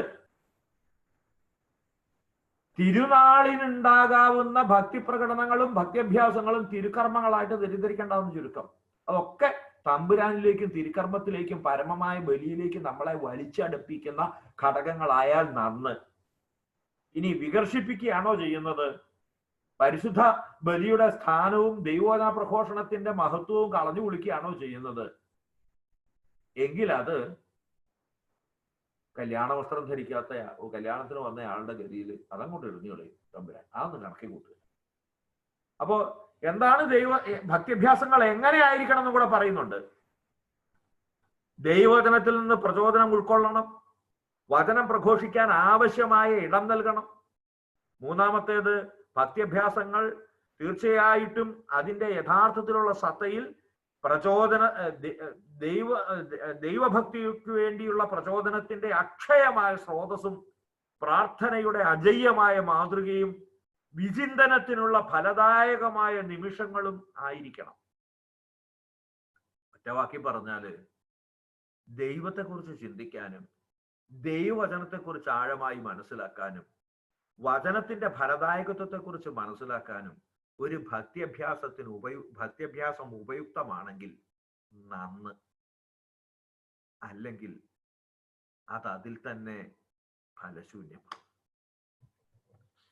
ഈ ഒരു മാനദണ്ഡം വെച്ചിട്ട് വേണം നമ്മൾ ഭക്ത്യഭ്യാസങ്ങളെ അളക്കാനും തൂക്കാനും. 66 വരുമ്പോ ഇതുവരെ നമ്മൾ അനുസരിക്കാത്ത ഒരു സംഗതിയിലേക്ക്, അനുസരിക്കാത്തെന്ന് പറയാൻ പറ്റിയല്ല, നമുക്ക് നേരമില്ലാത്തൊരു സംഗതിയിലേക്കാണ് വരുന്നത്. വചനവും നിശബ്ദതയും. നിശബ്ദമായ ആരാധന, ബാഹ്യവും ആന്തരികവുമായ നിശബ്ദതയാണ് നമുക്ക് വേണ്ടത്. എവിടെ ഒരു ധ്യാനം ഞാനും നടത്താൻ, ധ്യാനം എന്ന് പറയുന്നത് ഞാൻ അതിനകത്ത് പ്രസംഗത്തിനും പോകുന്നത് നിങ്ങൾ എല്ലാവരും തന്നെ ഒട്ടും മിക്കവാറും പേരും അത് ചെയ്യുന്നു. ഒരു ധ്യാനത്തിന്റെ ആദ്യം തൊട്ട് അവസാനം വരെ ഒന്ന് നോക്കി. നമ്മൾ ആ ധ്യാനത്തെ സംബന്ധിക്കുന്ന ധ്യാനത്തിന്റെ സ്കെഡ്യൂളില് നിശബ്ദതയ്ക്ക് വേണ്ടി ഒരു സമയം കൊടുക്കാറുണ്ടോ? നല്ല കാര്യമായി, ഉറങ്ങിക്കളയും അല്ലേ? അതുകൊണ്ട് അടുത്തതായിട്ട് പാട്ട് കഴിഞ്ഞാൽ പ്രസംഗം കഴിഞ്ഞാൽ പാട്ട്, ഇങ്ങനെ പുട്ടിന് പീരയിടുന്ന മാതിരി സംഗതികൾ ഇങ്ങനെ വന്നുകൊണ്ടിരിക്കും എന്നുള്ളതല്ലാതെ ഒരു മിനിറ്റ് നേരം ഒഴിവുണ്ടാവുമല്ലോ. ഞാനിപ്പോഴും ഓർക്കുന്ന ഒരു കാര്യമുണ്ട്. നമ്മുടെ ബോബി അച്ഛനില്ലേ, ബോബി കെട്ടിക്കാട്, അദ്ദേഹത്തിന്റെ ഒരു ധ്യാനത്തിന് പോയി. യാഥാസ്ഥിതിക ധ്യാനവാദികൾക്കൊക്കെ ഭയങ്കര ഉതപ്പായിരുന്നു. രാവിലെ ഒരു പ്രസംഗം, പിന്നെ ഒരു കാപ്പിക്കുടി, പിന്നെ ഒരു പ്രസംഗം എന്ന് പറയാനില്ല, ഒരു പറച്ചില്. അതിനിടയ്ക്കാണ് അദ്ദേഹത്തിന്റെ പിതാവ് മരിച്ചതിന്റെ അധികം കാലം കഴിയാഞ്ഞിട്ടാ. അപ്പൊ അദ്ദേഹം പറയുന്നത് മുഴുവൻ ഈ കടന്നുപോകലിനെ കുറിച്ചിട്ടുമൊക്കെയാണ്. ഇതൊക്കെ നടക്കുന്നുണ്ടെങ്കിൽ നമുക്ക് സുഖമില്ലല്ലോ കേൾക്കാൻ. നമ്മളും കൂടെ ഇതിനകത്ത് ഉൾപ്പെടുന്ന കേസാണല്ലോ. രണ്ടാമതായിട്ട് ഒരു 9 മണിക്ക് തുടങ്ങുന്നത് 10-10:30 ആകുമ്പോഴത്തേക്ക് അവസാനിക്കും. പിന്നെ ചിന്തിക്കാനും ഒക്കെ ഉള്ളതാണ്. അത് കഴിഞ്ഞിട്ട് കഞ്ഞിപൊടിയും കഴിഞ്ഞിട്ട് പിന്നെ എപ്പോഴേലും വന്നാണ് ഷ്യോ ഇതെന്നാന്ന് എന്നായിരുന്നു ആദ്യത്തെ ദിവസങ്ങളിലൊക്കെ. കാരണം ഈ നിശബ്ദത നമ്മൾ ഭയപ്പെടുന്ന ഒരു കാര്യമാണ്. അതുകൊണ്ട് തന്നെയാണ് നിശബ്ദതയെ നാം ഭയക്കുന്നു എന്നാ ബെനഡിക്ടോസ് 16 പറയുന്നത്. പക്ഷേ ഒന്ന് നിങ്ങൾ അറിയണം, കുർബാനക്രമത്തിൽ അതിനുള്ള സമയം കൊടുത്തിട്ടില്ലെങ്കിൽ പോലും അത്തരം ഒരു ആഹ്വാനം അവിടെയുണ്ട്, ഇല്ലേ? ഒന്ന് ആലോചിച്ച് നോക്കിയേ. അനുസ്മരണ ബലിപീഠത്തിലെ സമാധാനമാണ്, ബലിപീഠത്തിൽ നിന്നുള്ള സമാധാനം നിങ്ങളോട് കൂടെ എന്ന് പറഞ്ഞിട്ട് പിന്നെ ഡിബിക്റ്റിക്സ് എന്ന് പറയുന്ന ഭാഗമാണ്. നമുക്കെല്ലാവർക്കും എന്താണ് ഭയഭക്തിയോട് കൂടി കണ്ണുകൾ താഴ്ത്തി വിചാരങ്ങൾ സ്വർഗത്തിലേക്ക് ഉയർത്തി നിശബ്ദരായി ഹൃദയത്തിൽ പ്രാർത്ഥിച്ച്. നിശബ്ദത നമ്മളോട് പറയുന്ന കാര്യമാണ്. പക്ഷെ അതിനുള്ള ഒരു സമയം ഈ ഒരു ചെറിയ ബലിക്കകത്ത് നമുക്ക് കൊടുക്കാനില്ല. അതുകൊണ്ട് തന്നെയാണ്. പക്ഷേ നമ്മുടെ അനുദിന ജീവിതത്തിൽ ഈ നിശബ്ദത എന്ന് പറയുന്ന കോൺടെംപ്ലേഷൻ എന്ന് പറയുന്ന ഏർപ്പാട് വേണം. അത് കഴിഞ്ഞതിന് ശേഷം ഈ ആന്തരികമായ ശാന്തത ഇല്ലാതെ നമുക്കിത് പഠിക്കാനോ മനനം ചെയ്യാനോ സ്വാംശീകരിക്കാനോ പറ്റില്ല എന്നാണ് അദ്ദേഹം പറയുന്നത്. നിശബ്ദതയുടെ മൂല്യം അതാ. എത്ര കേട്ടാലും കാര്യമില്ല. അത് കുടത്തിന്റെ മുകളിൽ വെച്ച വെള്ളം പോലെയാ, ഒഴിച്ച വെള്ളം പോലെയാ. നിശബ്ദത എന്ന് പറയുന്ന അന്തരീക്ഷത്തിലാണ് വചനത്തെക്കുറിച്ച് നമ്മൾ വിചിന്തനം ചെയ്യുന്നതും ആന്തരികമായ ശാന്തതയിൽ അത് പഠിക്കുന്നതും, പഠിച്ച് മനനം ചെയ്ത് സ്വാംശീകരിക്കുന്നത്. അതാണ് യഥാർത്ഥത്തിൽ ഉദ്ദേശിക്കപ്പെട്ടിട്ടുള്ള ദൈവവചനത്തിന്റെ ആ ഒരു എന്താ പറയുക, പഠനത്തിന്റെ ഒരു രൂപരേഖ. അതാ കേട്ടു, മിണ്ടാണ്ടിരുന്നത് ധ്യാനിച്ചു, വിചിന്തനം ചെയ്തു. മിണ്ടാണ്ടിരുന്നത് അതിന് വലിയൊരു കാര്യമുണ്ട്. അപ്പം അതിനെ മാതൃകയാക്കുന്നത് വചനത്തിന്റെ സ്ത്രീയെ സംബന്ധിച്ച് പറഞ്ഞുകൊണ്ടാണ്. നിശബ്ദതയുടെ സ്ത്രീയായിരുന്നു അവര്. എല്ലാം ഹൃദയത്തിൽ സംഗ്രഹിച്ചു എന്നാണ് വിശുദ്ധ ലൂക്കായുടെ സുവിശേഷത്തിന്റെ 2:51 നമ്മൾ വായിക്കുന്നത്. അത് നേരെ ഹൃദയത്തിൽ സംഗ്രഹിച്ചു എന്നാ പറയുന്നത്. അങ്ങനെയാണ് പിന്നെ എങ്ങനെയാ ലൂക്ക ഇത് എഴുതിയത്? അങ്ങനെ ഉണ്ടല്ലോ ഒരു കാര്യം. ഒരു രഹസ്യം പറയുന്നതോടുകൂടി രഹസ്യമല്ലാതെ ആകുന്നു എന്ന് പറഞ്ഞതുപോലെ മറിയ ഹൃദയത്തിൽ സംഗ്രഹിച്ചാൽ ഇതെന്നാ തുറക്കുന്ന വിഷയം വല്ലതും ഉണ്ടോ? അപ്പൊ അതെങ്ങനെ അയാൾ അറിഞ്ഞത്? ഹൃദയത്തിൽ സംഗ്രഹിച്ച കാര്യങ്ങൾക്ക് മനനം ചെയ്തും വിചിന്തനം ചെയ്തും വിശ്വസിച്ച് മറ്റുള്ള ഒരാളോട് പറയാൻ പറ്റൂ. പ്രിയ ശിഷ്യൻ ലൂക്ക കൂടെയായിരുന്നു താമസിച്ചത് എന്നുള്ളതിന്റെ രണ്ടാമത്തെ തെളിവാണ് നിത്യസഹായ മാതാവിന്റെ ഐക്കൺ. വിശുദ്ധ ലൂക്ക വരച്ചതാണെന്ന് വിശ്വസിക്കാൻ മതിയായ ന്യായങ്ങളുണ്ട്. കാരണം വിശുദ്ധ ലൂക്ക അവതരിപ്പിക്കുന്ന ഈ മാതാവും ആ ഐക്കണിൽ സൂചിതമായിരിക്കുന്ന മാതാവും തമ്മിൽ ഒത്തിരി ഇഴയെടുപ്പുണ്ട്. അല്ല, അതൊക്കെ നമുക്ക് പിന്നെ എപ്പോഴെങ്കിലും പറയാം. അപ്പൊ ചുരുക്കത്തില് എപ്പോഴായി ഈ സംഗ്രഹിച്ചു എന്നുള്ള പദം വിശുദ്ധ ലൂക്ക എഴുതിയിരിക്കുന്നതെന്ന് അറിയാമോ? മംഗലവാർത്ത കഴിഞ്ഞു, പ്രസവം കഴിഞ്ഞു, പിന്നെ എല്ലാം കഴിഞ്ഞു, ജ്ഞാനികൾ വന്നു, അപ്പോഴൊന്നും അല്ല സംഗ്രഹിച്ചത്. അപ്പോഴൊക്കെ സംഗ്രഹം ഇങ്ങനെ നടന്നുകൊണ്ടിരിക്കുകയാണ്. പക്ഷെ ലൂക്ക അത് എഴുതി വെച്ചിരിക്കുന്നത് 12 കൊല്ലത്തെ മുഴുവൻ കാര്യങ്ങളും പറഞ്ഞിട്ടാണ് പറഞ്ഞിരിക്കുന്നത്. അതിനുശേഷം പിന്നെ അവന്റെ പരസ്യ ജീവിതം. അപ്പോ പിന്നെ അവൻ വളർന്ന് എന്നുള്ള ഒറ്റ വാക്കേ ഉള്ളൂ. 12ാമത്തെ വയസ്സിൽ അവനെ ദേവാലയത്തിൽ വെച്ചിട്ട് അവൻ കൈവധം പറ്റി കാണാതെ പോയ നിമിഷത്തെ വരെ വിവരിച്ച ശേഷം പറഞ്ഞു, മറിയം ഇതിനെ ഹൃദയത്തിൽ സംഗ്രഹിച്ചു എന്നാണ്.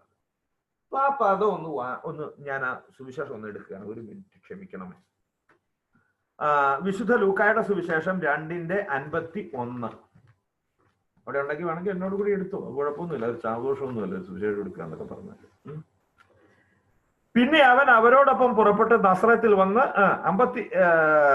അവർക്ക് വിധേയനായി ജീവിച്ചു. അവന്റെ അമ്മ ഇക്കാര്യങ്ങളെല്ലാം ഹൃദയത്തിൽ സംഗ്രഹിച്ചു. ഈ കാര്യങ്ങളെല്ലാം ഹൃദയത്തിൽ സംഗ്രഹിച്ചു എന്നാ പറഞ്ഞിരിക്കുന്നത്. എന്നാൽ ISB, KJV അങ്ങനെയുള്ള സംഗതികൾ സുവിശേഷങ്ങളൊക്കെ പറഞ്ഞിരിക്കുന്നു ഓൾ ദീസ്, അല്ല ISB പറഞ്ഞിരിക്കുന്നത് ഓൾ ദീസ് തിങ്സ് എന്നാ. KJV പറഞ്ഞിരിക്കുന്നത് ഓൾ ദീസ് സേയിങ്സ് എന്നാ. സേയിങ്സ് എന്നുള്ളതിന്റെ ഗ്രീക്ക് റീമ എന്നാ. നമ്മൾ റീമയെ കുറിച്ച് പറഞ്ഞു, അവളോട് പറയപ്പെട്ട വാക്കുകൾ റീമ. അത് കഴിഞ്ഞതിന് ശേഷം പറഞ്ഞിരിക്കുന്നത് കെപ്റ്റ് ഇൻ ഹിയർ ഹാർട്ട് എന്നുള്ളതിന് ദയാതാറയോ എന്ന ഗ്രീക്ക് പദമാണ് ഉപയോഗിച്ചിരിക്കുന്നത്. ദയാതാറയോ എന്ന പദം, ആ പദം ഉണ്ടായത് ദയാ വിത്ത്, ദിയ വിത്ത് എന്നാണ്. തെയറോ എന്ന വാക്കിന്റെ അർത്ഥം ടു ഗാഡ്. അവളോട് പറയപ്പെട്ട വചനത്തെ അവൾ സംരക്ഷിച്ചു പിടിച്ചു. ഇത് വളരെ, അത് ഹൃദയത്തിനകത്ത് വചനത്തെ സംഗ്രഹിച്ചു എന്നാ. ഈ കാര്യങ്ങൾ എന്നാണ് ഇവിടെ നമുക്ക് എഴുതിയിരിക്കുന്നതെങ്കിലും ഉൾഗാത്തായില്, ലത്തീൻ ഉൾഗാത്തായിൽ എഴുതിയിരിക്കുന്നത് എത്ത് മാതർ യൂസ് കോൺസർവ ബാത്ത് ഓമിനിയ വെർബ ഹയക് ഇൻ കോർദ സുവോ. വെർബ വാക്ക്, ഇൻ കോർദേ സുവോ, കോർദേ ഹൃദയത്തിൽ, സുവോ അവളുടെ സ്വന്തം. അവൾ സ്വഹൃദയത്തിൽ വചനത്തെ സംഗ്രഹിച്ചു.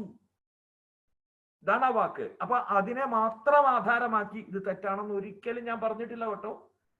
ഇത് നെസിൽ ഗ്രീക്കിൽ നിന്ന് വിവർത്തനം ചെയ്തതാണ്, ആധികാരികവുമാണ്. എന്നാലും ഞാൻ പറയുക, ഇതിന്റെ ഒരു സാധ്യതയെ കുറിച്ച് പറയുക. അവന്റെ അമ്മ ഈ വചനങ്ങളെല്ലാം ഹൃദയത്തിൽ സംഗ്രഹിച്ചു എന്നാണെങ്കിൽ ലത്തീനിലുള്ളതിനോടും ISBയോടും ഒക്കെ കൂടുതൽ സാധർമ്യം പുലർത്തും. ഇതിനൊരു കുഴപ്പമില്ല. ഞാനിപ്പോ ഈ കാര്യങ്ങൾ എന്നല്ല ഞാൻ പറഞ്ഞു വന്നത്, വചനത്തെ ഹൃദയത്തിൽ സംഗ്രഹിച്ചവളാണ് മറിയം. ഈ കാര്യങ്ങളെല്ലാം എന്നത്, ഈ വചനങ്ങളെല്ലാം, അവളോട് പറയപ്പെട്ടതെല്ലാം അവൾ ഹൃദയത്തിൽ സംഗ്രഹിച്ചു. കണ്ടതും കേട്ടതും അനുഭവിച്ചതും എല്ലാം വചനമാണെന്ന ബോധ്യം അവൾക്കുണ്ടായിരുന്നു. അതുകൊണ്ട് തന്നെ അവൻ വളരാൻ ആവശ്യമായ ഇന്ധനം കൊടുക്കാൻ അവൾക്ക് സാധിച്ചു. അടുത്തത് അദ്ദേഹം പറയുന്നുണ്ട്, ധ്യാനത്തിന് സഹായകരമായ രീതിയിൽ ആരാധനാക്രമത്തിൽ നിശബ്ദത പരിപോഷിക്കപ്പെടണം. നിശബ്ദതയെ ശുശ്രൂഷയുടെ ഭാഗമായി പരിഗണിക്കണം. നിശബ്ദതയെ ശുശ്രൂഷയുടെ ഭാഗമായി പരിഗണിക്കണം. രണ്ട് കാര്യങ്ങൾ എനിക്ക് ഇതിനകത്ത്, ഒരു കാര്യം ഞാൻ പറയാം. ഒരിക്കല് നമ്മുടെ മദ്രാസ് പ്രസിഡൻസി കോളേജിന്റെ അല്ലെ, മദ്രാസിലെ ഒരു കോഴ്സിന്റെ ഒരു അച്ഛനുണ്ടായിരുന്നു നമുക്ക്. അച്ഛനെ ട്രാൻസ്ലേറ്റ് ചെയ്യാൻ വേണ്ടി അദ്ദേഹം ഇംഗ്ലീഷിൽ പറയും, അത് മലയാളത്തിൽ പറയാൻ വേണ്ടി ഞാൻ ഒരിക്കൽ നിൽക്കുന്നുണ്ടായി. തമ്പുരാജൻ, ഇതിൽ പലരും അറിയും തമ്പുരാജനെ. പഴയ ഒരു ലയോള കോളേജ്, സോറി പ്രസിഡൻസി അല്ല, ലയോള കോളേജിന്. അദ്ദേഹം പറഞ്ഞൊരു കാര്യമാണ് എനിക്ക് പറയാനുള്ളത്. പണ്ടൊരു മേരിയമ്മ എന്ന് പറഞ്ഞിട്ടൊരു സ്ത്രീ ഉണ്ടായിരുന്നു. എല്ലാ ദിവസവും അച്ഛൻ പള്ളിക്കൂടത്തിലോട്ട് പുസ്തകം എടുത്ത് പോകുമ്പോൾ മേരിയമ്മ അൾത്താരയിലേക്ക് പോകുന്നത് കാണാം. അച്ഛൻ ചോറിടാൻ വേണ്ടി തിരിച്ചു പോകുന്ന സമയത്ത് മേരിയമ്മ ഇറങ്ങി പോകുന്നതും കാണാം. എല്ലാ ദിവസവും കാണുന്നതാണ്. ഒരു പാവ സ്ത്രീ. കുറച്ച് ദിവസമൊക്കെ കഴിഞ്ഞപ്പോൾ അച്ഛനെ വലിയ അതിശയായി, ഇത് എല്ലാ ദിവസവും ഇത്രയും പ്രാർത്ഥിക്കാൻ മാത്രം എന്നാ ഉള്ളത് സംഗതി. ഒരു മേരിയമ്മനെ അച്ഛൻ വഴി തടഞ്ഞു നിർത്തി. എന്നിട്ട് ചോദിച്ചു, അല്ല മേരിയമ്മ, ഇത്രയും പ്രാർത്ഥിക്കാൻ മാത്രം എന്നാ ഉള്ള സംഗതി? ഇത്രയും പ്രാർത്ഥിക്കാൻ മാത്രം എന്ന സംഗതിയുള്ളത്? പ്രാർത്ഥിക്കാനോ? ഞാനോ? ആരോ? അല്ല പിന്നെ നീ രാവിലെ പള്ളിയിൽ പോയിട്ട് അവിടെ ഇരിക്കുന്ന ഉച്ചവരെ ഞാൻ കത്തൻ കിട്ട പോകും, അവനൻ മൂഞ്ചിയെ പാറും, ഞാൻ അവൻ മൂഞ്ചിയെ പാറും, അപ്പടിയേ ഇരിക്കും. അവൻ എന്റെ മുഖം നോക്കും, ഞാൻ അവന്റെ മുഖത്ത് നോക്കും, അങ്ങനെ ഇരിക്കും. അച്ഛൻ പറഞ്ഞു, അതിന്റെ 4 അയലുപക്കത്തെങ്കിലും എന്നെ ഒന്ന് എത്തിക്കണ കർത്താവെന്ന് അന്ന് ഞാൻ പ്രാർത്ഥിച്ചത്. സത്യമാ, സത്യമാ. തമ്പുരാന്റെ അടുത്ത് നിശബ്ദതയോടുകൂടെ കർത്താവെ പ്രശംസ എന്ന് പറഞ്ഞിട്ട് നമുക്ക് അവിടെ ഒന്ന് ഇരിക്കാൻ പറ്റുമോ? അതിന്റെ പേരാണ് നിശബ്ദത. ഒന്നുകൂടെ കേട്ടു. പാല് തൈരാകണമെങ്കിൽ പാത്രം അനങ്ങാണ്ടിരിക്കണം. ഈ സൂത്രം എന്നോട് പറഞ്ഞത് അപ്പിച്ചാന കപ്പലിലായിരുന്നല്ലോ പണി, ഡോക്ടർ അബ്രഹാം ജേക്കബിന്. അദ്ദേഹം പറഞ്ഞ കാര്യമാണ്, ഈ പാല് തൈരാകണമെങ്കിൽ ഉറയൊഴിച്ചാൽ മാത്രം പോരാ, അത് അനങ്ങാണ്ടിരിക്കണം. ഇപ്പൊ മനസ്സിലായല്ലോ, ഒത്തിരി ഉറയൊഴിച്ചിട്ടും നമ്മൾ എന്തുകൊണ്ടാണ് ഈ പാല് തൈരാകുന്ന സ്വാംശീകരണത്തിന്റെ പ്രക്രിയ നമുക്കില്ലാതെ പോകുന്നതെന്ന് ചോദിച്ചാൽ ഇത് വല്ലാണ്ട് അനങ്ങുക. അത് അനങ്ങാതിരിക്കുന്നതിന്റെ പേരാ നിശബ്ദത. വീണ്ടും നമ്മൾ അടുത്തതിലേക്ക് കടക്കുകയാണ്. ദൈവവചനത്തിന്റെ സാഘോഷ പ്രഘോഷണത്തെ കുറിച്ചിട്ടാണ് അദ്ദേഹം പറയുന്നത്. അത് 2-3 കാര്യങ്ങളാണ് 67-ാമത്തെ ഖണ്ഡികയിലേക്ക് വരുന്ന സമയത്ത് പറയുന്നത്. ഒന്നാമത്തേത്, ആരാധനാക്രമത്തിന്റെ ഒരു കേന്ദ്ര ബിന്ദുവായി വചനാരാധനയെ നമ്മൾ പ്രതിഷ്ഠിക്കണം. രണ്ടാമത്തേത്, അതിനു മുമ്പായി ആഘോഷമായ പ്രദക്ഷിണക്രമത്തിലൂടെ വേണം വരുന്നത്. അതങ്ങനെയാണ് വരുന്നത്. പ്രത്യേകിച്ച് റാസയിൽ അങ്ങനെയാണ് വരുന്നത്. ബാക്കിയെല്ലാം നമ്മൾ കാണുന്നത് കുറച്ച് കുർബാന, നമ്മൾ കുറച്ച് സമയബന്ധിതമായ കൂദാശയാണല്ലോ കാണുന്നത്. ആഘോഷമായ കുർബാനയെപ്പോഴും റാസായാണല്ലോ. റാസായില് വരുന്നത് നിങ്ങൾ കണ്ടിട്ടുണ്ടല്ലോ, എത്രമേൽ ആഘോഷപൂർണമാണ്. അത് ഒരു നിർദ്ദേശമായി അദ്ദേഹം പറഞ്ഞിരിക്കുക. രണ്ടാമത്തേത്, നമ്മുടെ ബഹുമാനപ്പെട്ട ലത്തീൻ പാരമ്പര്യം അനുസരിച്ചിട്ട് അവരുടെ വരവ് വളരെ ഗ്ലോറിയസ് ആയിട്ടുള്ളതല്ലേ. ആ കുരിശൊക്കെ പിടിച്ച് പിന്നെ സംഗതികളൊക്കെ പിടിച്ച് വളരെ ആഘോഷമായിട്ട്. അതെന്തിനാന്ന് ചോദിച്ചു കഴിഞ്ഞാൽ വിശ്വാസിയുടെ ജീവിതത്തിലെ ദൈവവചനത്തിനോടുള്ള അനന്യമായ ഒരു സ്ഥാനം എന്താണെന്ന് ബോധ്യപ്പെടുത്തി കൊടുക്കാൻ വേണ്ടിയാണെന്ന് പറയുന്നത്. മാത്രമല്ല, വചനത്തിന്റെ സമാധാനം എന്നുള്ളതിനെ സംബന്ധിച്ചിട്ടാണ് അദ്ദേഹം പറയുന്നത്. അത് നമ്മൾ നേരത്തെ ചർച്ച ചെയ്തതാ. സമാധാനം നിങ്ങളോടുകൂടെ എന്ന് അച്ഛൻ തന്റെ നെറ്റി വരെ, ഞാൻ ആ എക്സസൈസ് ഒക്കെ കാണിച്ചതാണല്ലോ, നെറ്റി വരെ പിന്നെ മുഖം പിന്നെ സുവിശേഷം ഉയർത്തി ഇതിന് ശേഷം അദ്ദേഹം മുന്നോട്ട് വരുന്നു. ക്രിസ്തു തന്നെയാണ് വരുന്നത്. എന്നിട്ടാണ് സമാധാനം നിങ്ങളോടുകൂടെ എന്ന് പറയുന്നത്. അത് വീണ്ടും ഇവിടെ ആവർത്തിക്കുന്നുണ്ട്. വചനത്തിന്റെ സമാധാനം എന്ന് പറയുന്നത് അതാണ് ദൈവവചനത്തിന്റെ സാഘോഷ പ്രഘോഷണത്തിന്റെ ഒരു അനന്തര ഫലം. പിന്നെ ദൈവവചനം ക്രൈസ്തവ ദേവാലയങ്ങളിൽ എന്നുള്ളത്, ക്രൈസ്തവ ദേവാലയങ്ങളിൽ എങ്ങനെയായിരിക്കും? 127 ഒരു സെക്കൻഡ്.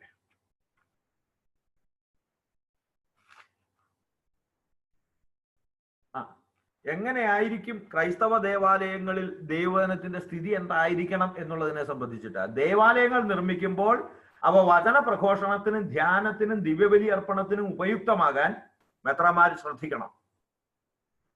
അതിന്റെ പ്രധാനമായ 3 കാര്യങ്ങളേ ഉള്ളൂ. ഒന്നാമത്തേത് ദൈവവചന പ്രഘോഷണവും ബലിയർപ്പണമാണ്.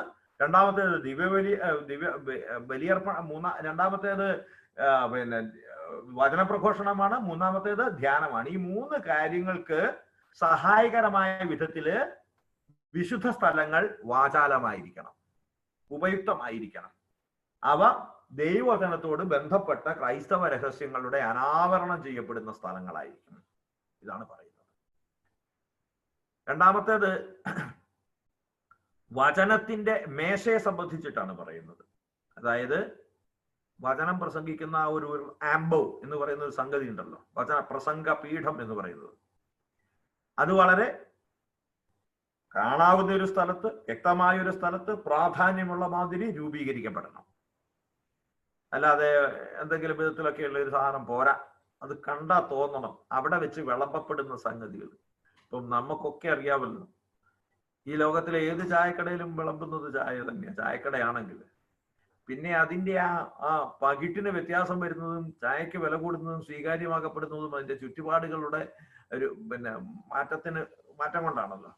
അതുപോലെ ദൈവത്തിന്റെ വചനമാണ്. അതെങ്ങനെ വെച്ച് വേണേലും വായിക്കാം, എങ്ങനെ വേണമെങ്കിലും നമുക്ക് ഏത് പ്രസംഗപീഠത്തിലാണെങ്കിലും ദൈവത്തിന്റെ വചനമാണ്. പക്ഷേ നാം അതിന് എത്ര പ്രാധാന്യം കൊടുക്കുന്നു എന്നുള്ളതിനെ അടിസ്ഥാനപ്പെടുത്തി ദൈവവചനം പ്രസംഗിക്കപ്പെടുന്ന ആംബോയ്ക്ക് അതിൻ്റെതായ പ്രാധാന്യമുണ്ടാകും, അതിൻ്റെതായ ഭംഗി ഉണ്ടാവും. അത് സുപ്രധാനമായ ഒരു സ്ഥലത്ത് വെച്ചിരിക്കും. സുന്ദരവും വ്യക്തവുമായി പ്രധാനമായ ഒരു സ്ഥലത്ത് വെച്ചിട്ട് ദൈവവചനം മുഴങ്ങിക്കേൾക്കണം. അതാണ് അദ്ദേഹം പറയുന്നത്. മാത്രമല്ല ഒന്നുകൂടെ പറയുന്നുണ്ട്, സക്രാരിയുടെ പ്രാധാന്യത്തിന് ഒട്ടും ഭംഗം വരാത്ത രീതിയിൽ അവിടെ ഒരു അപ്പോസ്ട്രഫി കൊടുക്കണം. 2 ഇത് കൊടുക്കണം. സക്രാരിക്ക് നൽകുന്ന അനുയോജ്യമായ അതിന്റെ പ്രാധാന്യത്തിന് ഒട്ടും കോട്ടം വരാത്ത രീതിയിൽ വിശുദ്ധ ഗ്രന്ഥം ദേവാലയത്തിൽ പ്രതിഷ്ഠിക്കപ്പെടണം.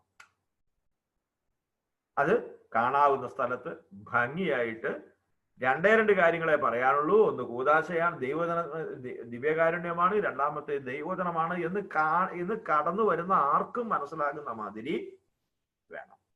69 അത്രയേ ഉള്ളൂ. കാര്യങ്ങളൊക്കെ വളരെ വേഗം നമ്മൾ ഇനി കടന്നു പോവുകയാണ്. 69-ാമത്തെ ഖണ്ഡികയാകുമ്പോഴത്തേക്കും ആരാധനാക്രമത്തിൽ ബൈബിൾ ഭാഗങ്ങളുടെ മാത്രം ഉപയോഗം എന്നുള്ളതാണ്. മാത്രം ഉപയോഗം എന്നുള്ളതാണ് കൂടുതൽ ഊന്നൽ കൊടുത്ത് പറഞ്ഞിരിക്കുന്നത്. വേറെ ഒരുപാട് ദൈവവചനം എന്ന് ആരോപിക്കപ്പെടുന്ന ഒരുപാട് പുസ്തകങ്ങളുണ്ട്, മറ്റുള്ള മതക്കാർക്ക് വേണ്ടിയുള്ളതും ഉണ്ട്. നമുക്ക് ഒരു മതനിരപേക്ഷതയുടെ മതസൗഹാർദ്ദത്തിന്റെ ഭാഗമായിട്ട് വേറൊന്നും ഇങ്ങോട്ട് കൊണ്ടുവരണ്ട. ഒന്നത്. രണ്ടാമത്തേത്, മറ്റ് പുസ്തകങ്ങൾക്ക് വിശുദ്ധ ഗ്രന്ഥത്തിന് തുല്യമാകാൻ കഴിയില്ല, പകരം വായിക്കാൻ പാടില്ല. ഇതൊന്നും ഞാൻ പറയുന്നതല്ല, അതിനകത്ത് പറഞ്ഞിട്ടുണ്ട്. ആത്മീയമോ സാഹിത്യപരമോ ആയ ഒരു പുസ്തകത്തിനും ദൈവവചനത്തിന്റെ മൂല്യത്തിനും സമ്പന്നതയ്ക്കും പകരമാകാൻ കഴിയില്ല. പ്രൊപ്പോസിറ്റിയോ 14. അങ്ങനെയാ മെത്രാന്മാര് പറയാൻ ഇതൊന്ന് പറഞ്ഞു തരണം എന്ന് പറയാൻ. അതുകൊണ്ട് വേറൊന്നുകൂടെ പറയുന്നുണ്ട്, ഇതൊരു പുരാതന നിയമമാണെന്ന് ഓർമ്മയിരിക്കട്ടെ എന്ന് അദ്ദേഹം പറയുന്നുണ്ട്. ഏതെങ്കിലും ഒരു പുസ്തകം ഏതെങ്കിലും ഒരു കാരണവശാൽ ദൈവവചനത്തിന് പകരമായോ ആ സമയത്തോ വായിക്കുന്നത് തിരുസഭയിൽ അനുവദനീയമല്ല. സിനഡ് ഓഫ് ഹിപ്പോ 396-ാമത്തെ കൽപ്പന, കാനൻ 36 ഹിപ്പോയിലെ സിനഡിന്റെ 396-ൽ നടന്ന 396-ാമത്തെ അല്ല 396-ൽ നടന്ന ഹിപ്പോയിലെ സിനഡിന്റെ 36-ാം കാനൻ അനുസരിച്ചിട്ട് ദൈവവചനത്തിന്റെ പകരം നിൽക്കാനോ അതിന്റെ സ്ഥാനത്ത് പ്രതിഷ്ഠിക്കപ്പെടാനോ അതിന് പകരമായി വായിക്കാനോ കൂട്ടി വായിക്കാനോ ഒന്നും പറ്റില്ല. ദൈവാരാധനാ ക്രമത്തിൽ ഒറ്റ പുസ്തകം ഉപയോഗിക്കാൻ പാടുള്ളൂ, അത് വിശുദ്ധ ഗ്രന്ഥമാണ്. അടുത്തത് പറയുന്നത് 70 ബൈബിൾ പ്രചോദിത ആരാധനാക്രമ ഗീതത്തെ കുറിച്ചിട്ടാണ്. അത് അതിനെ ഒന്ന് കോണ്ടക്ച്വലൈസ് ചെയ്ത് പറയുക. അതിന്റെ ബാക്കിയുള്ള കാര്യങ്ങളൊക്കെ ഇതിനകത്ത് അത് ദൈവജനത്തിന്റെ ചാരുത പ്രകടമാക്കുന്നുണ്ട്, ബൈബിളിൽ നിന്ന് വ്യക്തമായി പ്രചോദനം ഉൾക്കൊള്ളുന്നുണ്ട്, സംഗീതത്തിന്റെ പദത്തിനും ചേർച്ചയ്ക്കും രാഗത്തിനും ഒക്കെ അനുയോജ്യമായിരിക്കും. ഇതൊക്കെ നമുക്കറിയാം. അഥവാ ഇതിനകത്ത് പാടാൻ അറിയത്തില്ല, അതൊക്കെ അറിഞ്ഞിട്ടും കാര്യമില്ല. അതുകൊണ്ട് അത് അവിടെ വിട്. പക്ഷേ നമ്മൾ അനുവർത്തിക്കുന്ന ചില അത്ര തന്നെ നല്ലതല്ലാത്ത ചില പ്രവണതകളുണ്ട്. അതുകൂടി പറഞ്ഞുകൊണ്ട് നമുക്ക് പോയില്ലെന്നുണ്ടെങ്കിൽ ഈ പഠനത്തിൽ വലിയൊരു കഥയില്ലാന്ന് വരും. എത്ര നല്ല പാട്ടാണെങ്കിലും കുർബാന പുസ്തകത്തിലെ പാട്ട് പാടുന്നതാണ് നല്ലത്. അതെന്താണെന്നറിയോ? അതിൻ്റെതായ ഒരു ആത്മീയതയുടെ തുടർച്ചയുണ്ട്, അതിനൊരു ദിവ്യരഹസ്യ ബന്ധമുണ്ട്, ദൈവശാസ്ത്രപരമായ ബന്ധമുണ്ട്. ഒരു ഉദാഹരണത്തിന് പറയുക, ഈ കാൽവരി മലയിലേക്കുള്ള യേശുവിന്റെ യാത്രയെ നമ്മൾ അനുസ്മരിക്കുന്ന ഒരു രംഗമുണ്ട്, ഗാഗുൽത്താ മലയിലേക്കുള്ള അവന്റെ യാത്ര.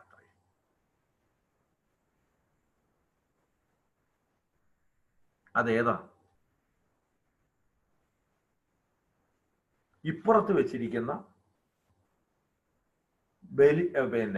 ബലിപീഠത്തിന്റെ തൊട്ടിപ്പുറത്ത് വെച്ചിരിക്കുന്ന ആ സ്ഥലത്ത് നിന്ന് അച്ഛൻ തിരുശരീര രക്തങ്ങളാകാൻ പോകുന്ന ആ ഇതെടുത്തിട്ട് അപ്പവും വീഞ്ഞും എടുത്ത്, അത് റാസയിലാണെങ്കിൽ വളരെ ആഘോഷമായിട്ടാണ്, ദിവ്യ ബലിപീഠത്തിലേക്ക് നടക്കുന്ന സമയത്ത് മിശിഹാ കർത്താവിൻ തിരുമേ നിണവുമിതാ പാവന ബലിപീഠേ. എത്ര മനോഹരമായിട്ട് ഇതാ പാവന ബലിപീഠത്തിലേക്ക് വരാൻ പോകുന്നത് ഈശോയുടെ തിരുശരീര രക്തങ്ങളാണ്. ആ ഒരു മനോഹരമായ ഗാനത്തിന് പകരം എത്രയാണെങ്കിലും അർപ്പണം ചെയ്യുന്നീതേ യേശുവേ, ഒരു കാര്യമില്ല. നമ്മുടെ അർപ്പണം അല്ല അവിടെ വേണ്ടത്. അവിടെ അതിന്റെ സാധൂകരിക്കപ്പെടുന്ന ഒരു ഒരു ദൈവശാസ്ത്ര സങ്കേതം ഉണ്ടത്. അവിടെ പാട്ടിന്റെ മഹത്വത്തിലല്ല, എന്നെയും എന്റെ ആത്മാവിനെയും സമർപ്പിക്കുന്നതിന്റെ പേരാണ് ഈ ദിവ്യബലി. അതിന് പ്രത്യേകിച്ച് ഒരു പാട്ടും കൂത്തൊന്നും വേണ്ട, എന്റെ അഭിപ്രായം ഇത് കേട്ടോ, അത് അദ്ദേഹം പറയുന്നതല്ല. അതുകൊണ്ട് തന്നെ ദിവ്യബലിയിലെ ഗീതങ്ങൾക്ക് പരമമായ പ്രാധാന്യം കൊടുക്കണം. അത് ഞാനാ അല്ല പറയുന്നത്, അത് പിതാവ് പറയുന്നത്.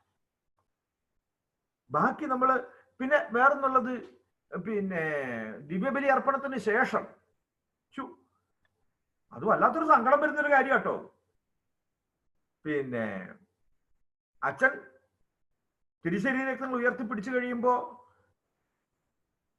ഏതാ ശേഷം തിരുശരീര രക്തങ്ങൾ ഉയർത്തിപ്പിടിച്ചു കഴിയുമ്പം ഏതാ പാടുന്ന പിന്നെ പാട്ട് ഏതാണ്? എന്റെ പൊന്നു മക്കളെ, വയസ്സായ ഞാൻ എന്നെ പോലെ അല്ലല്ലോ, ഒന്ന് അൺമ്യൂട്ട് ചെയ്തിട്ട് ആരെങ്കിലും ഒന്ന് പറ. പിന്നെ വിളിച്ചു പിടിക്കുന്നത് ഇതിപ്പോ ഞാനിപ്പോ നോക്കുന്നിടം വരെ നിങ്ങൾ നോക്കിക്കൊണ്ടിരിക്കുവോ? ശിഖാകർത്താവിൻ തിരുമൈ അല്ല, അത് കഴിഞ്ഞിട്ട് അതല്ലാതെ വിണ്ണിൽ നിന്നും അത് ആ അർത്ഥം വരുന്ന പാട്ട്, ജീവദായകം ഈ ബലി. പിന്നെ തരക്കേടില്ല, എല്ലാ ദിവസവും ഇത് പാടുന്ന ആള് പരാജയപ്പെട്ടെങ്കിൽ പിന്നെ പാവപ്പെട്ട രക്ഷകനീശോതൻ ശിഷ്യരെ അറിയിച്ച ദിവ്യരഹസ്യമിതാ. ഇതിനൊരു മനോഹരമായൊരു കോണ്ടെക്സ്റ്റ് ഉണ്ട്, അറിയാവോ? ഈശോ മിശിഹ വാങ്ങിപ്പോയി. പിന്നെ നമ്മൾ ഈ പരിശുദ്ധ കുർബാന കഴിയുന്ന സമയത്തെ, പരികർമ്മം ചെയ്യുന്ന സമയത്തെ, ഇതെന്റെ ശരീരം ഇതെന്റെ രക്തം എന്ന് പറയുന്ന സമയത്ത് വിശുദ്ധ യോഹന്നാന്റെ 6:56 അന്ന് അവൻ പറഞ്ഞത് എന്താന്നുള്ളത്, വിശുദ്ധ യോഹന്നാന്റെ 6, അതിനകത്തെ തിരുശരീര രക്തങ്ങൾ ഭുജിക്കാതെ നിനക്ക് നിത്യ ജീവനിലേക്ക് കടക്കാൻ പറ്റില്ല എന്നുള്ളതോ, അയ്യോ അത് അന്ന് പറഞ്ഞത് ഇന്നാണല്ലോ കിട്ടുന്നതെന്നുള്ള അനുഭവത്തിന്റെ ആ സന്തോഷത്തിന്റെ ആധിക്യത്തിൽ നമ്മൾ ബലിവേദിയെ അറ്റസ്റ്റ് ചെയ്തോ, ബലിവേദിയിൽ ഉയർത്തപ്പെടുന്ന ആ തിരുശരീര രക്തങ്ങളെ അറ്റസ്റ്റ് ചെയ്തുകൊണ്ട് നമ്മൾ പറയുക, ഞാൻ സ്വർഗത്തിൽ നിന്ന് ഇറങ്ങുന്ന ജീവനുള്ള അപ്പമാകുന്നു, രക്ഷകൻ ഈശോതൻ ശിഷ്യരെ അറിയിച്ച ദിവ്യരഹസ്യമിത എന്ന് പറഞ്ഞ് ആരംഭിക്കുക. ആ സമയത്ത് അച്ഛൻ രഹസ്യ പ്രാർത്ഥന തുടരുന്നു. വീണ്ടും നിന്റെ തിരുഷ്ടം നിറവേറ്റുന്ന ശുശ്രൂഷകന്മാർ, ക്രോവേൻ സാപ്പേന്മാർ, ഉന്നത ദൂതന്മാർ, എന്താണ് ഇതിന് ചുറ്റും സംഭവിച്ചുകൊണ്ടിരിക്കുന്നതെന്ന് ഭക്തി പാരവശ്യത്തിൽ നമ്മൾ പാടുകയാണ്. നീതി വിധിയുടെ ദിവസത്തിൽ ഞങ്ങൾക്കായി വാതിൽ തുറക്കണമേ, തിരുസന്നിധിയിങ്കൽ പാപികളേവരെയും. തിരുസഭ എത്രമാത്രം ഭക്തിയോടുകൂടെയാണ് ഇത് പാടുന്നത്. അതിന് പകരം ഒലിവ് മരത്താഴ്വരയിൽ പോരാ, രണ്ടിലും ഒരു ഓശാന എന്നൊക്കെ ഉണ്ട് എന്ന് മാത്രമേ ഉള്ളൂ. അതുകൊണ്ട് അതൊക്കെ ഒഴിവാക്കണം. അങ്ങനെയുള്ള ഏതെങ്കിലും അല്ലെങ്കിൽ സമർപ്പണത്തിന്റെയോ ഒക്കെ എത്ര മനോഹരമാണെങ്കിലും ഒന്ന് നമ്മൾ അറിയണം, ദൈവവചനത്തിന്റെ ഇടയിൽ പാടുവാനുള്ള ഈ പാട്ടുകളൊക്കെ വള്ളി പുള്ളി തെറ്റാതെ പാടപ്പെടുവാൻ വേണ്ടിയാണ് എന്ന് മാത്രമല്ല, അദ്ദേഹം രണ്ടാമതൊരു കാര്യം കൂടി അയവിറക്കുന്നുണ്ട്. ഗ്രിഗോറിയൻ സംഗീതത്തിന്റെ പ്രാധാന്യത്തെ കുറിച്ച് ശ്രദ്ധിക്കണം. തീർച്ചയായിട്ടും നമ്മളെ സംബന്ധിച്ചിടത്തോളം അത് വേറൊരു വിധത്തിൽ ഭാഷാന്തരം ചെയ്യാം. നമ്മള് ലത്തീൻ പാരമ്പര്യത്തിലുള്ളവരല്ല എന്നുള്ളത് കൊണ്ട് ഗ്രിഗോറിയൻ സംഗീതം പോലെയുള്ള പുരാതനമായ സംഗീത ചിട്ടകള് നമുക്ക് അന്യമാണെന്ന് വരരുത്. ഏതൊരു പാട്ടും ഏതൊരു ശ്രുതി ഏതൊരു രാഗത്തിലും പാടാനുള്ള സ്വാതന്ത്ര്യം നമുക്കുണ്ട് എങ്കിൽ പോലും ഏറ്റവും ശ്രേഷ്ഠമായിട്ടുള്ളത് സുറിയാനി ഗീതങ്ങളുടെ പരിഭാഷയാണ് നമ്മൾ ഉപയോഗിക്കുന്നത്. അത് ആ സുറിയാനിയിലുള്ള ട്യൂണുകളിൽ തന്നെ, അത് അങ്ങനെ തന്നെയായിരുന്നു പണ്ട് അവിടെ എഴുതിയിരിക്കുന്നത്. നിങ്ങൾ ഓർക്കുന്നുണ്ടാകും, തൂയൈ, സഹദേവൈത്തോൻ, അങ്ങനെയൊക്കെ അതിന്റെ ആ ട്യൂൺ അവിടെ എഴുതി വെച്ചിട്ടുണ്ടായിരുന്നു. ഇപ്പോഴും ഉണ്ടെന്ന് എനിക്ക് ഉണ്ട്. അത് അതിൽ തന്നെ പാടുന്നത് ഏറെ അഭികാമ്യവും ആദരണീയവും സജീവ പാരമ്പര്യത്തിന്റെ പരിരക്ഷയുമായിരിക്കും. അടുത്തത് നമ്മളിനി വേറൊരു ഡയമെൻഷനിലേക്ക് പോവുക. തീർന്നു. അതായത് ഈ രണ്ടാമത്തെ ഭാഗം സഭയുടെ ജീവിതത്തിൽ വചനം, എക്ലേസിയ, വെർബും ഇൻ എക്ലേസിയ എന്നതിന്റെ രണ്ടാമത്തെ ഭാഗത്തിലേക്ക് നമ്മൾ കടക്കുകയാണ്. വചനം സഭയിൽ എന്നതിന്റെ ഒന്നാമത്തേതിൽ നമ്മൾ ദൈവജനവും സഭയും തമ്മിലുള്ള ബന്ധം കണ്ടു. ആരാധനാക്രമത്തെ കുറിച്ച് ഈ നിമിഷം വരെയും നമ്മൾ കണ്ടു. ഇനി മൂന്നാമത്തേത് വളരെ പെട്ടെന്ന് കഴിഞ്ഞു പോകുന്ന, ഒതുക്കിയാണെങ്കിലും അത് എനിക്ക് വേണമെങ്കിൽ സ്കിപ്പ് ചെയ്യാം, നിങ്ങൾ അറിയാൻ പോകുന്നില്ല. പക്ഷേ ഇത്ര വിശദമായിട്ട് പഠിച്ച സ്ഥിതിക്ക് അതും കൂടി ഒന്ന് സൂചിപ്പിക്കാതെ പോയാൽ ഞാൻ നിങ്ങളോട് ചെയ്യുന്ന അപരാധമായിരിക്കും. അതുകൊണ്ട് 13 സബ് ടോപ്പിക്കുകളാണ് അതിനകത്തുള്ളത്.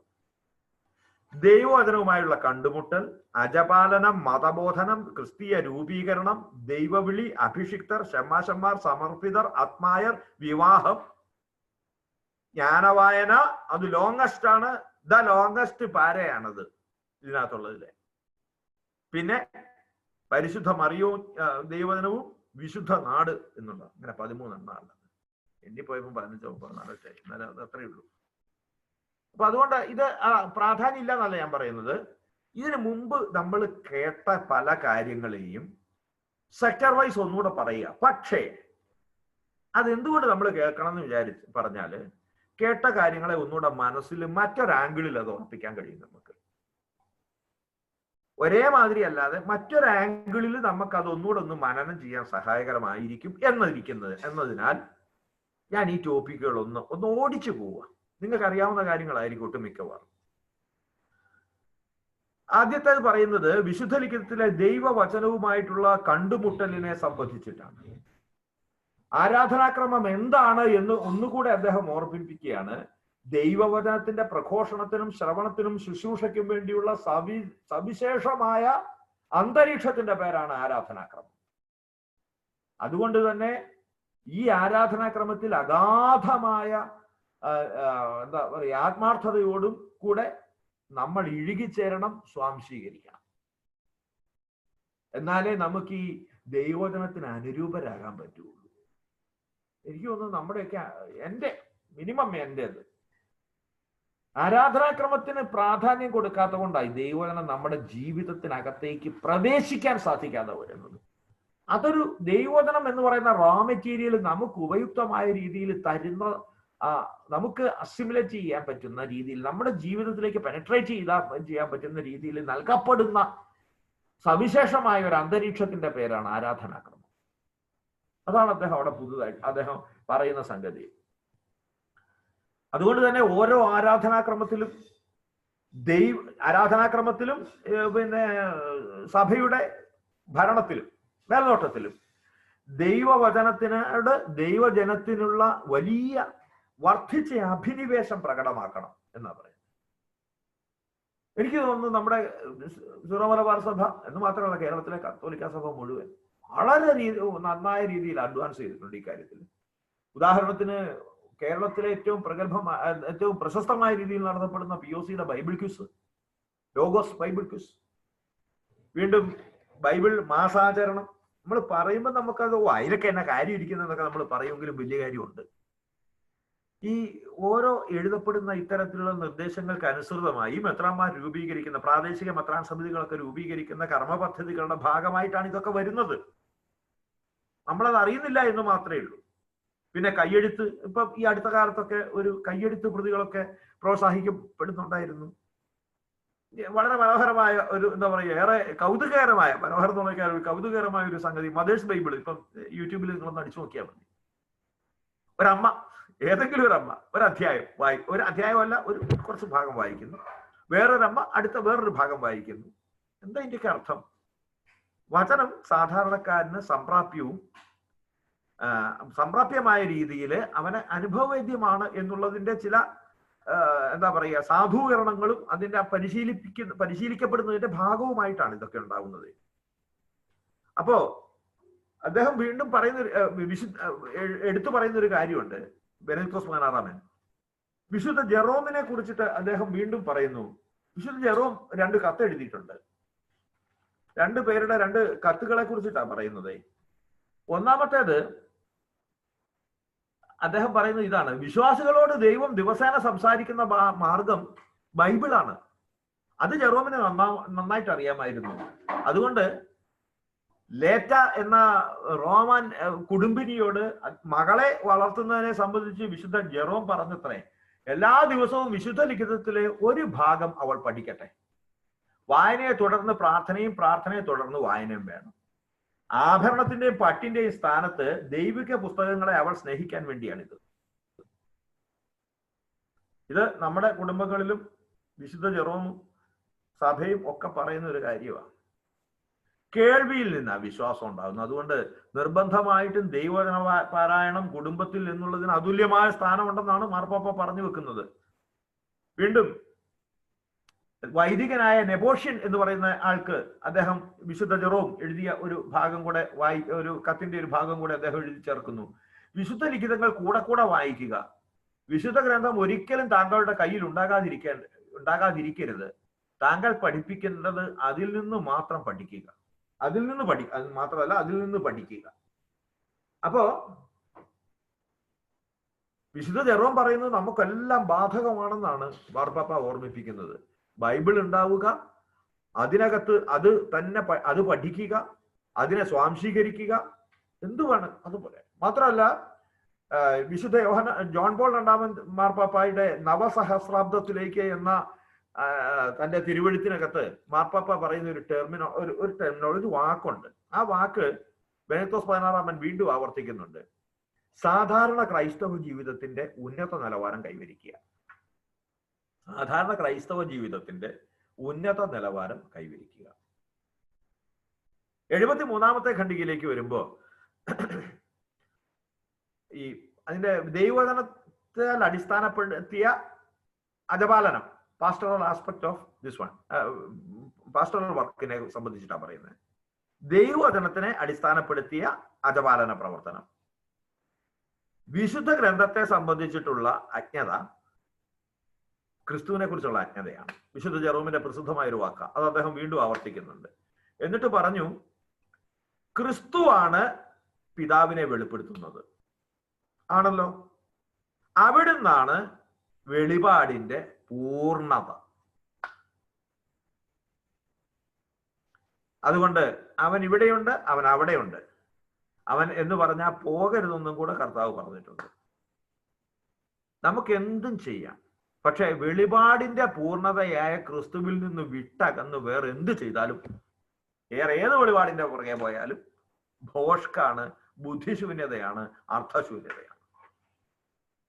അടുത്തത് അദ്ദേഹം പറയുന്നു, ബൈബിളിനെ ഊന്നുക, എംഫസൈസ് ചെയ്യുക, എന്തിലും എംഫസൈസ് ചെയ്യുക.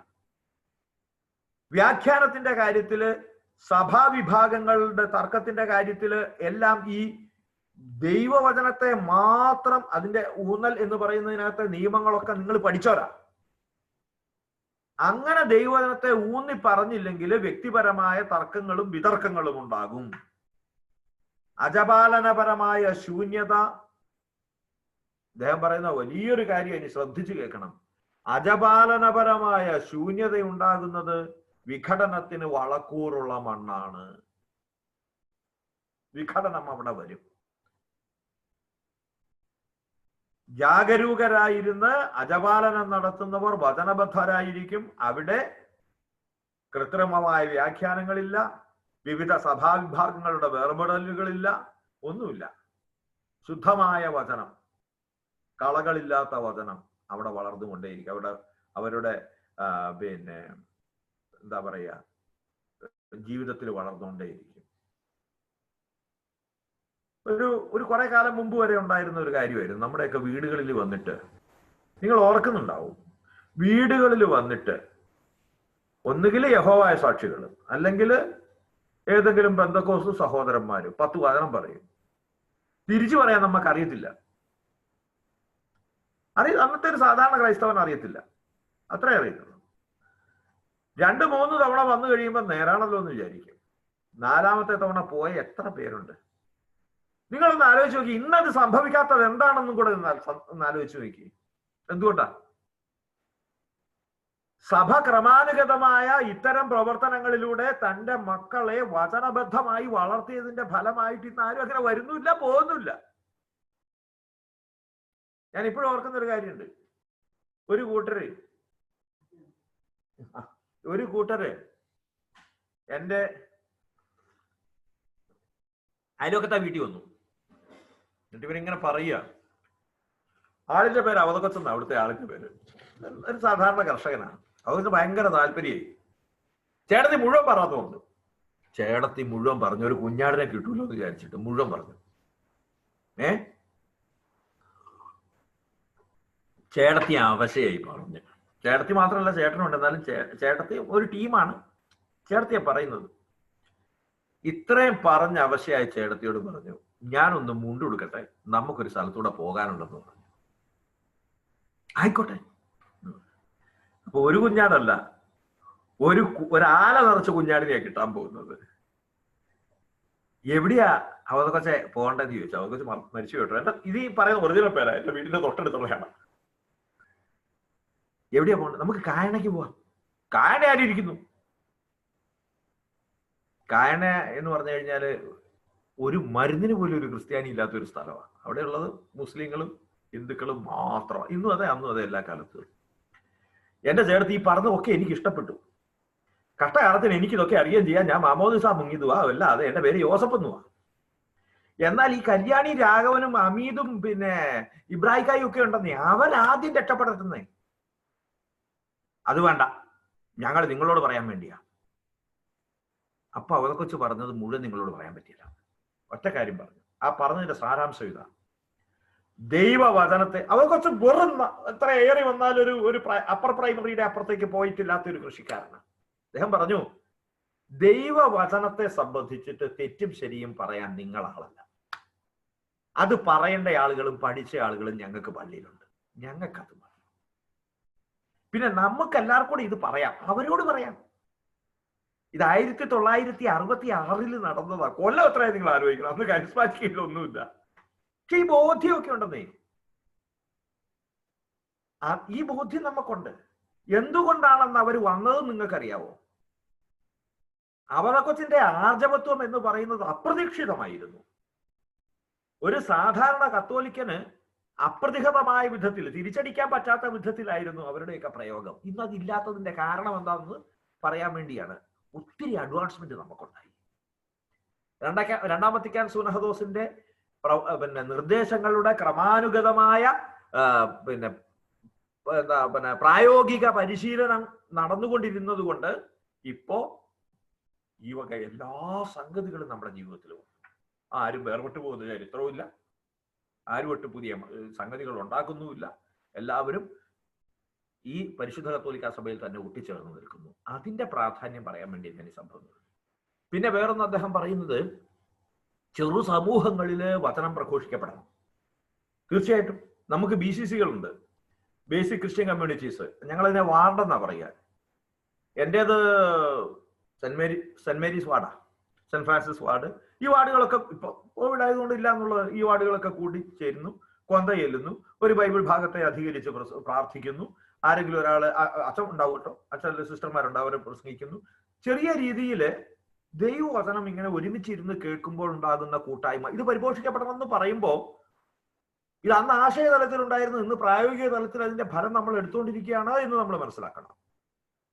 അടുത്തത് മതബോധനത്തിനകത്ത് വളരെ നല്ലൊരു രീതിയാണ് നമ്മൾ തുടങ്ങിക്കൊണ്ടിരിക്കുന്നത്. നമ്മൾ ഉള്ളത് പല രൂപതകളിലും ബൈബിളിലല്ല, ദൈവശാസ്ത്രത്തില് അടിസ്ഥാന ബിരുദമാണ് വേദപാഠത്തിന് പഠിപ്പിക്കാനുള്ള അടിസ്ഥാന യോഗ്യത. ഏതായാലും ഇത് ഈ അയോഗ്യതയൊക്കെ വരുന്നതിന് മുമ്പ് ഞാൻ പഠിപ്പിച്ചിട്ടുള്ളത് കൊണ്ട് ഞാൻ രക്ഷപ്പെട്ടു, പിള്ളേർ പോയി. ഇപ്പോഴാണ് എനിക്ക് അടിസ്ഥാന യോഗ്യതയൊന്നുമില്ല. പക്ഷെ പലയിടത്തും ഉണ്ട്. അങ്ങനെ ഒരു നിയമം ഉണ്ടെന്ന് മാത്രമല്ല, അത് എല്ലാ രൂപതകളും ഒരു കുറച്ച് കാലം കൊണ്ട് അത് നടപ്പിൽ വരുത്തിക്കൊണ്ടിരിക്കുക. വളരെ ആശാസ്യമായ ഒരു സംഗതിയാണ്. അത് തന്നെയാണ് ഇവിടെയും പറയുന്നത്. മതബോധനത്തിനകത്ത് ബൈബിൾ സംബന്ധവും ദൈവശാസ്ത്രപരവുമായ മാനം വികസിതമായിരിക്കും. നിങ്ങളൊന്ന് ആലോചിച്ചാൽ മതി. ഒരു 25-30 കൊല്ലം മുമ്പ് വേദപാഠം പഠിച്ച ആരെങ്കിലും ഉണ്ടെങ്കിൽ, 30 കൂടുതൽ വേണം. അന്ന് പഠിപ്പിച്ചവരുടെ അടിസ്ഥാന യോഗ്യതയും അവർക്കുണ്ടായിരുന്ന ദൈവവചന സാമീപ്യവും ഇന്നുള്ളവരുടെ ദൈവവചന സാമീപ്യവും എത്രമാത്രം വ്യത്യസ്തമാണെന്ന് ചിന്തിച്ചാൽ മതി. അന്ന് നിവൃത്തിയില്ലാഞ്ഞിട്ടാവട്ടോ, അവരാരും കുറ്റം പറയുമല്ല. ഇത്രയൊക്കെ ഉള്ളൂ. അപ്പോ അദ്ദേഹം പറയുന്ന ഇതാണ്, വിശുദ്ധ ലിഖിതങ്ങളുടെ വ്യാഖ്യാനത്തിൽ കേന്ദ്രീകൃതമായത് ക്രിസ്തുവാണെന്ന ബോധ്യത്തിൽ അവിടുത്തെ വചനത്തിൽ തിരിച്ചറിയാൻ തക്കവണ്ണമുള്ള പ്രാവീണ്യം മതബോധകർ സിദ്ധിച്ചിരിക്കണം. വചനത്തിനകത്ത് എവിടെയും ക്രിസ്തു മറഞ്ഞിരിക്കുന്നു.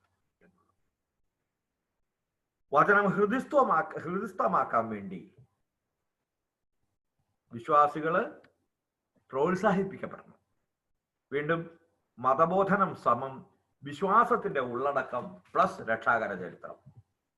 എന്തെങ്കിലും ഒരിക്കൽ നേരമുണ്ടെങ്കിൽ നിങ്ങൾ തമ്പുരാനും അനുവദിക്കുന്നുണ്ടെങ്കിൽ നമുക്ക് കാറ്റക്കസി ത്രദേന്തി എന്ന് പറഞ്ഞിട്ടുള്ള ഒരു ചാക്രികയിലേക്ക് മതബോധനം ഇന്ന് എന്ന് പറഞ്ഞിട്ടൊരു സാധനമുണ്ട്. ആമ്പൻ സാധനം നമുക്ക് എടുക്കാം. പിന്നെ ഇപ്പോഴെങ്കിലും ആട്ടെ, എടുക്കാതിരിക്കാൻ വേണ്ടി പ്രാർത്ഥിക്കൊന്നും വേണ്ട. നിങ്ങൾ അനുവദിച്ചാൽ മാത്രമേ ഞാൻ എടുക്കുള്ളൂ, പേടിക്കാനില്ല. അപ്പൊ അടുത്തത്, ദൈവവചനവും കത്തോലിക്ക സഭയുടെ മതബോധന ഗ്രന്ഥവും തമ്മിലുള്ള ബന്ധത്തെ കുറിച്ചിട്ടാണ് 74-ാമത്തെ അത് 74-ആണ് ഇപ്പൊ ഞാൻ പറഞ്ഞത്. അത് തമ്മിലുള്ള, കാരണം അതും മതബോധനത്തിന് ഉപയുക്തമായ ഒരു ടൂളാണല്ലോ ഈ ദൈവവചന കത്തോലിക്ക സഭയുടെ മതബോധന ഗ്രന്ഥം. അതിനെ സംബന്ധിച്ചിട്ടുള്ള ബന്ധത്തെ കുറിച്ചിട്ടാണ് അദ്ദേഹം പറയുന്നത്. പരിശുദ്ധാരൂപിയാൽ പരിശുദ്ധാത്മാവിനാൽ നിവേശിക്കപ്പെട്ടതാണ് ദൈവവചനം. നമുക്ക് എല്ലാവർക്കും അറിയാം, യാതൊരു തർക്കവുമില്ല. അതുപോലെ തന്നെ നമ്മൾ നേരത്തെ പഠിച്ചു, അതുപോലെ തന്നെ സഭയുടെ സജീവ പാരമ്പര്യം, അങ്ങനെ ഒരെണ്ണത്തെ കുറിച്ച്, ദൈവവചനത്തെ കുറിച്ച് പഠിച്ചപ്പോൾ അതിന്റെ ഉത്ഭവത്തെക്കുറിച്ചും സമാനമായി ഒഴുകി വരുന്ന മറ്റ് സംഗതികളെ കുറിച്ചും പറയുമ്പോൾ ദൈവവചനം, കൂദാശകൾ, സഭയുടെ സജീവ പാരമ്പര്യം. അപ്പൊ സഭയുടെ സജീവ പാരമ്പര്യത്തിന്റെ ഒരു സുപ്രധാന സമകാലിക ആവിഷ്കാരമാണ് കത്തോലിക്ക സഭയുടെ മതബോധന ഗ്രന്ഥം. എന്താണ് കത്തോലിക്ക സഭയുടെ മതബോധന ഗ്രന്ഥം? ഒന്നുകൂടെ പറയാം, സഭയുടെ സജീവ പാരമ്പര്യത്തിന്റെ സുപ്രധാന സമകാലിക ആവിഷ്കാരവും വിശ്വാസം പഠിപ്പിക്കാനുള്ള സുനിശ്ചിതമായ നിയമവുമാണത്. അതുകൊണ്ട് ദൈവവചനം പഠിക്കാൻ ഉദ്ദേശിക്കുന്നവന്റെ രണ്ട് കൈകളിൽ ഒന്നിൽ ദൈവവചനവും അഥവാ പരിശുദ്ധാത്മാവിനാൽ നിവേശിക്കപ്പെട്ട ദൈവവചനവും പരിശുദ്ധാത്മാവ് തന്നെ കൊടുത്തിരിക്കുന്ന സഭയുടെ സജീവ പാരമ്പര്യത്തിന്റെ എന്താ പറയുക, വിസിബിൾ സൈനായിരിക്കുന്ന കത്തോലിക്ക സഭയുടെ മതബോധന ഗ്രന്ഥവും ഒരുമിച്ച് വേണം. അത് രണ്ടിന്റെയും സമ്മിളിത സമ്മേളനമായിരിക്കണം വേദപഠനത്തെ നയിക്കേണ്ടതും നിയന്ത്രിക്കേണ്ടതും. മാത്രമല്ല, ക്രിസ്ത്യാനികളുടെ അടുത്ത 75-ലേക്ക് വരുമ്പോൾ ക്രിസ്ത്യാനികളുടെ മുഴുവൻ ബൈബിൾ അധിഷ്ഠിത രൂപീകരണത്തെ കുറിച്ചിട്ടാണ് പറയുന്നത്. അതിനുവേണ്ടി സ്ഥാപനങ്ങൾ വേണം, അതിനു വേണ്ടുന്ന മതാധ്യാപകരെ പരിശീലിപ്പിക്കണം, ആത്മായരെ, മിഷണറിമാരെ, മതാധ്യാപകരെ ഒക്കെ പരിശീലിപ്പിക്കുന്ന രൂപീകരണ കേന്ദ്രങ്ങൾ വേണമെന്ന് പറഞ്ഞിട്ടുണ്ട്. ഇങ്ങനത്തെ 2 രൂപീകരണ കേന്ദ്രമെങ്കിലും എനിക്ക് നേരിട്ട് പരിചയമുള്ളതുണ്ട്. ഒന്നാമത്തേത് പാസ്റ്ററൽ ഓറിയന്റേഷൻ സെന്ററാണ്, പാലാരിവട്ടത്തുള്ള നമ്മുടെ സഭയുടെ കേന്ദ്ര കാര്യാലയത്തിന്റെ കീഴിൽ പ്രവർത്തിക്കുന്നത്. രണ്ടാമത്തേത് താമരശ്ശേരി, ഞാൻ താമരശ്ശേരിക്കാരനാണ്, താമരശ്ശേരി രൂപതയുടെ കീഴിൽ പ്രവർത്തിക്കുന്ന PMOC, pastoral and missionary orientation centre. ഇതിന്റെ ഒക്കെ മാത്രമല്ല എല്ലാ ഞാനിത് പൊന്നിച്ചു പറയുന്നതല്ല, എല്ലാ രൂപതയിലും ഉണ്ട് ഇത് ഇങ്ങനെയൊക്കെ. എന്തിനു വേണ്ടിയാ ഇത്? രണ്ടാം വത്തിക്കാൻ സുനഹദോസിന്റെയും പിന്നീട് അങ്ങോട്ടുള്ള സഭയുടെ പ്രബോധനങ്ങളുടെയും പരിണിത ഫലം, ദൃശ്യമായ പരിണിത ഫലങ്ങളിൽ ഒന്നാ ഇതൊക്കെ. അവിടെ വെച്ചിട്ട് സെമിനാറുകള്, ദൈവജന സംഗീതം, പ്രീ കാന, പോസ്റ്റ് കാന, വിവാഹ ഒരുക്ക കോഴ്സുകൾ എന്ന് വേണ്ട, മനുഷ്യനെ ദൈവോന്മുഖമായി വളർത്താനുള്ള വിവിധങ്ങളായ പദ്ധതികളാണ് അവിടെയൊക്കെ നടപ്പിലാക്കപ്പെടുന്നത്. വീണ്ടും വിശുദ്ധ ലിഖിതത്തിന് വലിയ പ്രാധാന്യം നൽകുന്ന മഹാസമ്മേളനങ്ങൾ ഉണ്ടാവണം എന്ന് അദ്ദേഹം പറയുന്നത്. ദിവ്യകാരുണ്യ കോൺഗ്രസുകൾ, യുവജന സമ്മേളനങ്ങൾ, അവിടെയൊക്കെ ദൈവവചനത്തിന്റെ പ്രതിഷ്ഠ വേണം. ദൈവവചനത്തെ ഉയർത്തി കാണിക്കുന്ന തരത്തിലുള്ള നടപടികളും അത്തരത്തിലുള്ള ആരാധനാക്രമ സങ്കേതങ്ങളും വേണം, പ്രാർത്ഥനകൾ വേണം. അങ്ങനെ പറഞ്ഞുകൊണ്ട് ദൈവവചനം എപ്പോഴും സഭയുടെ അന്തരീക്ഷത്തിൽ ഉണ്ടാവേണ്ടുന്ന ഒന്നാണ് എന്ന് പറയുക. മറ്റൊന്ന്, ദൈവവിളികൾ എന്ന് പറയുന്ന ഒരു സബ് ടോപ്പിക്കാണ് പറയുന്നത്. ദൈവവചനം ത്തിനകത്തെ ഒരു സബ് ടോപ്പിക്കായിട്ട് പറയുക. എല്ലാ ജീവിതങ്ങളോടും ദൈവം സംസാരിക്കുന്നത് ദൈവവചനത്തിലൂടെയാണ്. എല്ലാ ജീവിതാന്തസ്സുകളോടും ദൈവം വചനത്തിലൂടെ സംസാരിക്കുന്നുണ്ട്. വിശ്വാസി സമൂഹത്തിലെ ഓരോ അംഗങ്ങളെയും വിശുദ്ധിയിലേക്ക് ദൈവം വചനത്തിലൂടെ വിളിക്കുന്നുണ്ട്. തന്റെ മുമ്പിൽ പരിശുദ്ധരും നിഷ്കളങ്കരുമായിരിക്കാൻ എഫേസ്യ ലേഖനത്തിന്റെ 1:4 അവിടെ നിന്ന് തെരഞ്ഞെടുക്കുന്നുമുണ്ട്. അത് വചനത്തിലൂടെയാണ് സംഭവിക്കുക. എല്ലാ ദൈവ വിളികളെയും പൊതുവായിട്ടാണ് പറയുന്നത്. അത് സമർപ്പിതനാണെങ്കിലും ഏത് ജീവിതാന്തസ്സിൽ, വൈവാഹിക ജീവിതാന്തസ്സിൽ പ്രവേശിച്ചവനാണെങ്കിലും എല്ലാവരെയും വചനത്തിലൂടെയാണ് ദൈവം തമ്പുരാൻ വിളിക്കുന്നത്. അവിടുത്തെ പ്രത്യേകമായ വഴികളിലൂടെ വിളിച്ചിട്ട് ഒരേ സ്ഥലത്തേക്ക് ഒരേ മാർഗത്തിലൂടെയാണ് അവിടുന്ന് കൊണ്ടുവരുന്നത്. മാർഗം ഏതാണ്? വിശുദ്ധിയിലേക്കുള്ള വിളിയിലുള്ള ജീവിതാന്തസ്സിലൂടെയുള്ള പ്രയാണം. ആ ഒരൊറ്റ മാർഗം. അത് വിവിധങ്ങളായ ജീവിതാന്തസ്സുകളായിരിക്കും. ഈ ഒരു ഫോർമുലയെ അതിനകത്തുള്ളൂ. അദ്ദേഹം വീണ്ടും ഓർമ്മിക്കുന്നത് റോമാലേഖനത്തിന്റെ 1:7 ദൈവത്തിന്റെ സ്നേഹഭാജനങ്ങളും വിശുദ്ധരാകാൻ വിളിക്കപ്പെട്ടവരുമായി റോമായിലുള്ള നിങ്ങൾക്ക് എല്ലാവരും റോമായിലുള്ള സകല സാധനങ്ങളും വിശുദ്ധരാകാൻ വിളിക്കപ്പെട്ടിട്ടുള്ളവരാണ് എന്ന് ഓർമ്മിപ്പിക്കുകയാണ്. നമ്മുടെ പിതാവായ യേശുക്രിസ്തുവിൽ, ദൈവത്തിൽ നിന്നും യേശുക്രിസ്തുവിൽ നിന്നും കൃപയും സമാധാനവും എന്ന് പറയുന്നത്. അടുത്തത് അദ്ദേഹം പറയുന്നു, ഇനി എനിക്ക് പ്രത്യേകമായി നിങ്ങളോട് സംസാരിക്കാനുണ്ട്. അദ്ദേഹം ഈ ഇതിന്റെ ഈ സിനഡിന്റെ സിനഡാന്തര ലേഖനത്തിന്റെ സ്വഭാവം പ്രത്യേകമായിട്ട് ആളുകളോട് സംസാരിക്കും. ഒന്നാമത്തെ ഇതാണ്, ആദ്യം ഞാൻ ശുശ്രൂഷകരോടാണ് സംസാരിക്കുന്നത്. ശുശ്രൂഷകരാരൊക്കെയാ? മെത്രാൻ തൊട്ടിട്ട് താഴേക്കുള്ള ആത്മായരല്ലാത്ത എല്ലാവരും. അതിൽ തന്നെ ഒരു നല്ല ഇടയന്റെയും വചന ശുശ്രൂഷകന്റെയും ഹൃദയ രൂപീകരണത്തിന് അവർ തന്നെ ഫോം ചെയ്യപ്പെടാൻ, ഫോർമേഷൻ ഉണ്ടാവാൻ ദൈവവചനവും വഴിയുള്ള സമ്പർക്കം വഴി മാത്രമേ പറ്റുള്ളൂ. ഒരു മെത്രാൻ വചനത്തിന്റെ മനുഷ്യനായിരിക്കണം. അതിനെപ്പറ്റി ഒരു എന്താ പറയാ, ഒരു ചൊല്ലുണ്ട്. ഒരു മെത്രാന് 3 പണികളാണ് ഉള്ളത്. ഒരു മെത്രാനുള്ള 3 പണികൾ. ഇത് വെറും പണികൾ അങ്ങനെ ആയിട്ടുള്ള പറയുന്നത്, ഇതൊരു ചൊല്ല് മാത്രമാണ്.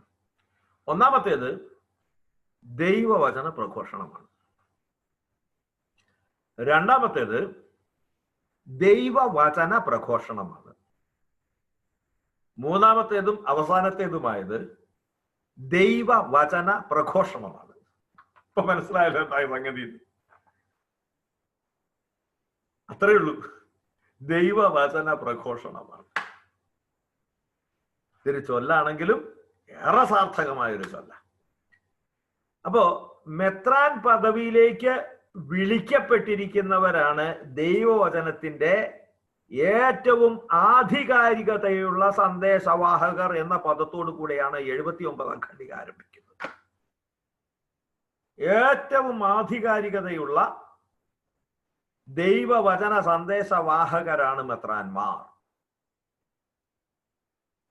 വലിയൊരു കടമ അവരുടെ ചുമലിലേക്ക് അദ്ദേഹം വെച്ചു കൊടുക്കുന്നത്. വചനവായന, ധ്യാനം, ഇത് രണ്ടുമാ ഒന്നാമത്. അതെന്തിനു വേണ്ടിയാണ്?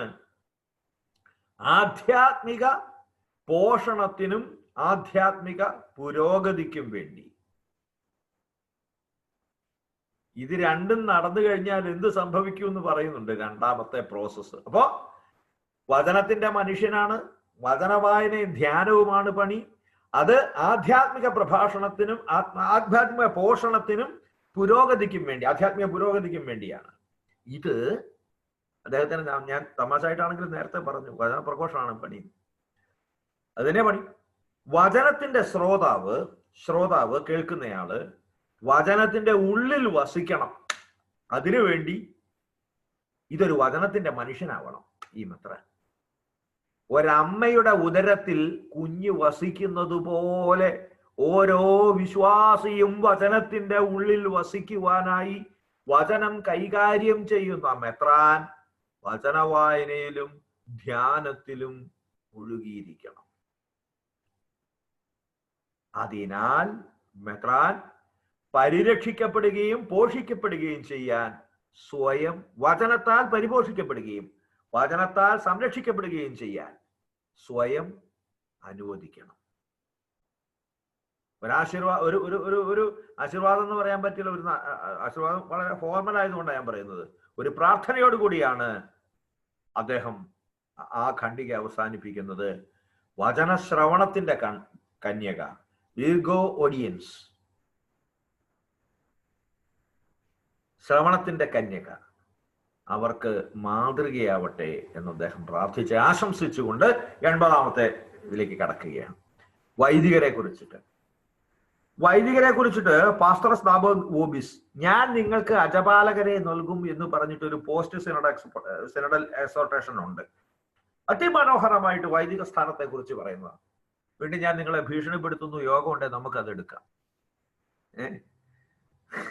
എന്തെങ്കിലുമൊക്കെ ആട്ടെ, എന്തായാലും കുറച്ച് താമസിച്ചിട്ടാണെങ്കിലും എടുക്കാം നമുക്ക്. അപ്പൊ അതിനകത്തല്ല, ഇതിനകത്ത് അദ്ദേഹം പറയുന്നത് 80ാമത്തെ ഖണ്ഡിക പറയുന്നുണ്ട്, ആരാണ് വൈദികൻ എന്ന ചോദ്യത്തിന് ദൈവവചനത്തിന്റെ പരികർമ്മിയാണ് അദ്ദേഹം. വിശുദ്ധ ഗ്രന്ഥത്തിന്റെ വചനത്തിന്റെ അനുസരണത്തിലേക്ക് തന്റെ ജനത്തെ നയിക്കുന്ന ശുശ്രൂഷകനാണ് അദ്ദേഹം. വർദ്ധിതമായ ജ്ഞാനത്തിലേക്ക് അദ്ദേഹം നയിക്കണം. ഒരച്ഛൻ വന്നിട്ട് പോകുന്നിടം വരെ ഉള്ള സമയം എടുത്തു കഴിഞ്ഞാൽ വിശ്വാസിയുടെ ജീവിതത്തിൽ വർദ്ധിതമായ ജ്ഞാനം ഉണ്ടാകണം, വിശ്വാസത്തിലും വർധന ഉണ്ടാവണം. വീണ്ടും സഭയുടെ കൂട്ടായ്മയിലേക്ക് വിശ്വാസിയെ നയിക്കുന്നവനായിരിക്കണം. ദൈവരാജ്യത്തിന്റെ സുവാർത്ത വിശ്വാസികൾക്ക് കൊടുക്കുന്നവനായിരിക്കണം. ഇതിനു വേണ്ടി അഗാധമായ ദൈവവചന ബന്ധം വേണം. അതുണ്ടോ എന്ന് ചോദിച്ചാൽ ഞാൻ പറയും ഉണ്ട്. എവിടെയെങ്കിലും ഒന്നോ രണ്ടോ എണ്ണം ചിലപ്പം നമ്മുടെ പ്രതീക്ഷയ്ക്കത്ത് വളർന്നിട്ടുണ്ടാവില്ല, ഒന്നോ രണ്ടോ സംഭവങ്ങൾ. പക്ഷെ അല്ലാതെയുണ്ട്. ഞാൻ ഇന്ന് ഓർക്കുന്ന ഒരു സംഭവം പറഞ്ഞുകൊണ്ട് ഞാൻ നിങ്ങൾ പഠിത്തുകയാണോ, അതുകൊണ്ട് ഞാൻ പറയുക. എനിക്ക് വളരെ അടുത്ത് ചെറുപ്പത്തിലേ അറിയാവുന്ന ഒരു അച്ഛനുണ്ടായിരുന്നു. തലശ്ശേരി രൂപതയിലായിരിക്കാം പോയത്. അന്ന് തലശ്ശേരി രൂപതയുള്ളൂ, താമരശ്ശേരിയില്ല. അച്ഛൻ പറഞ്ഞിട്ട് ഒരാൾ കള്ളുകൂടി നിർത്തി. അന്ന് ഈ കള്ളുകൂടി നിർത്തുന്ന ഈ വ്യാവസായിക അടിസ്ഥാനത്തിലുള്ള ഒരു പരിപാടിയില്ല. ആരെങ്കിലും നിർത്തിയെങ്കിൽ നിർത്തി, അത്ര തന്നെയുള്ളൂ. പക്ഷെ അച്ഛൻ പറഞ്ഞിട്ട് നിർത്തിയ ഒരു വലിയ സംഭവമായിപ്പോയി. ഒരു 6 ദിവസം കഴിഞ്ഞപ്പം ഒരു യുവദാസ് ഓടി വന്ന് അച്ഛനോട് പറഞ്ഞു, അച്ഛാ ദാണ്ടെ അച്ഛൻ കുടി നിർത്തിച്ചോൻ അവിടെ ഷാപ്പിൽ ഇരുന്ന് കള്ളു കുടിക്കുന്നു.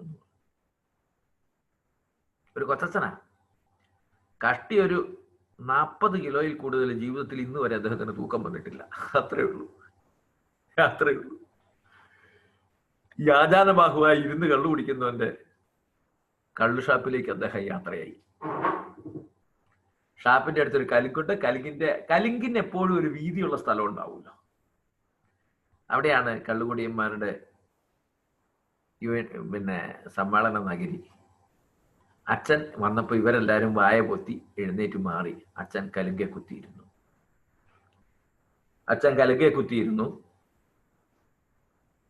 ഒരുപാട് നേരം ഇരുന്നു. അങ്ങോട്ട് പോയൊന്നുമില്ല, ഷാപ്പിലോട്ട് പോയൊന്നുമില്ല. അപ്പോഴത്തേക്കും ആൾക്കാരെല്ലാരും കൂടെ ഓടിച്ചെന്നിട്ട് അവനോട് വന്ന്, ദാണ്ടടാ അച്ഛൻ വന്നിട്ടുണ്ട്. അയാളുടെ പ്രതികരണം എന്നായിരുന്നു എന്നറിയാവോ? കലിങ്കലായിരുന്നെന്ന് നിങ്ങൾ മനസ്സിലാക്കണം. കലിങ്കിന്റെ താഴെ തോട. കരഞ്ഞോണ്ട് അയാൾ പറഞ്ഞു, ഞാൻ ഈ തോട്ടി ചാടിച്ചാകും, അച്ഛന്റെ മുമ്പിൽ ഞാൻ ചെല്ലുകയില്ല. വാവിട്ട് കരഞ്ഞു. ആളുകൾ ഇവന്റെ കൈയും കാലും പൊന്തിച്ച് അച്ഛൻ്റെ അടുത്ത് കൊണ്ടുവന്നു. അച്ഛൻ ഒന്നും പറഞ്ഞില്ല, പകരം തോളെ കൈയിട്ടു. എന്നിട്ട് കുടിയനും അച്ഛനും ഒരുമിച്ച് അവന്റെ വീട്ടിൽ പോയി. ഉണ്ടെന്നേ, ഒത്തിരിയുണ്ട്. ക്രിസ്തുവിന് അനുരൂപരാകുന്ന വൈദികരുടെ ബാഹുല്യം എവിടെയോ ഉള്ള 1 or 2 ചെറിയ പുഴുക്കുത്തുകൾ കണ്ടിട്ട് നമ്മൾ മറന്നു കളയരുത്.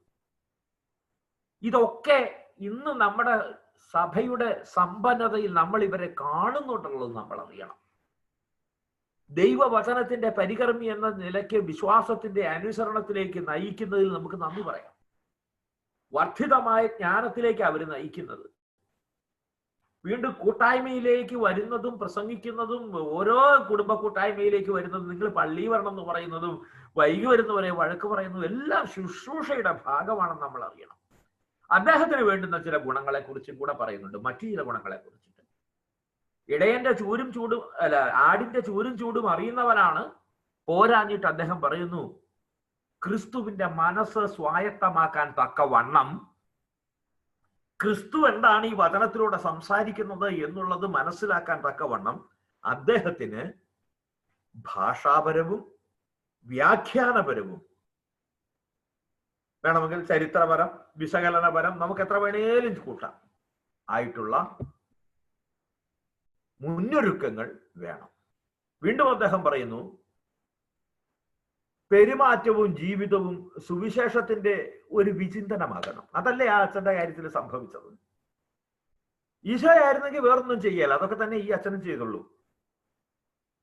അയാൾ പിന്നെ ഒരിക്കലും കള്ളു കുടിച്ചിട്ടില്ല കേട്ടോ, അതുകൂടെ ഞാൻ പറഞ്ഞേക്കാം. ഇനി അത് വിചാരിച്ചിട്ട് നിങ്ങൾ ഇരിക്കണ്ട. പിന്നെ ഒരിക്കലും ഒരുപാട് പേര് ആ ഇടവകയില് സൽപ്രവൃത്തികളിലേക്കും മദ്യപാന രാഹിത്യത്തിലേക്കും ഒക്കെ തിരിച്ചു വരാനുള്ള കാരണം ഈ ഒരൊറ്റ പ്രവൃത്തിയാണ്.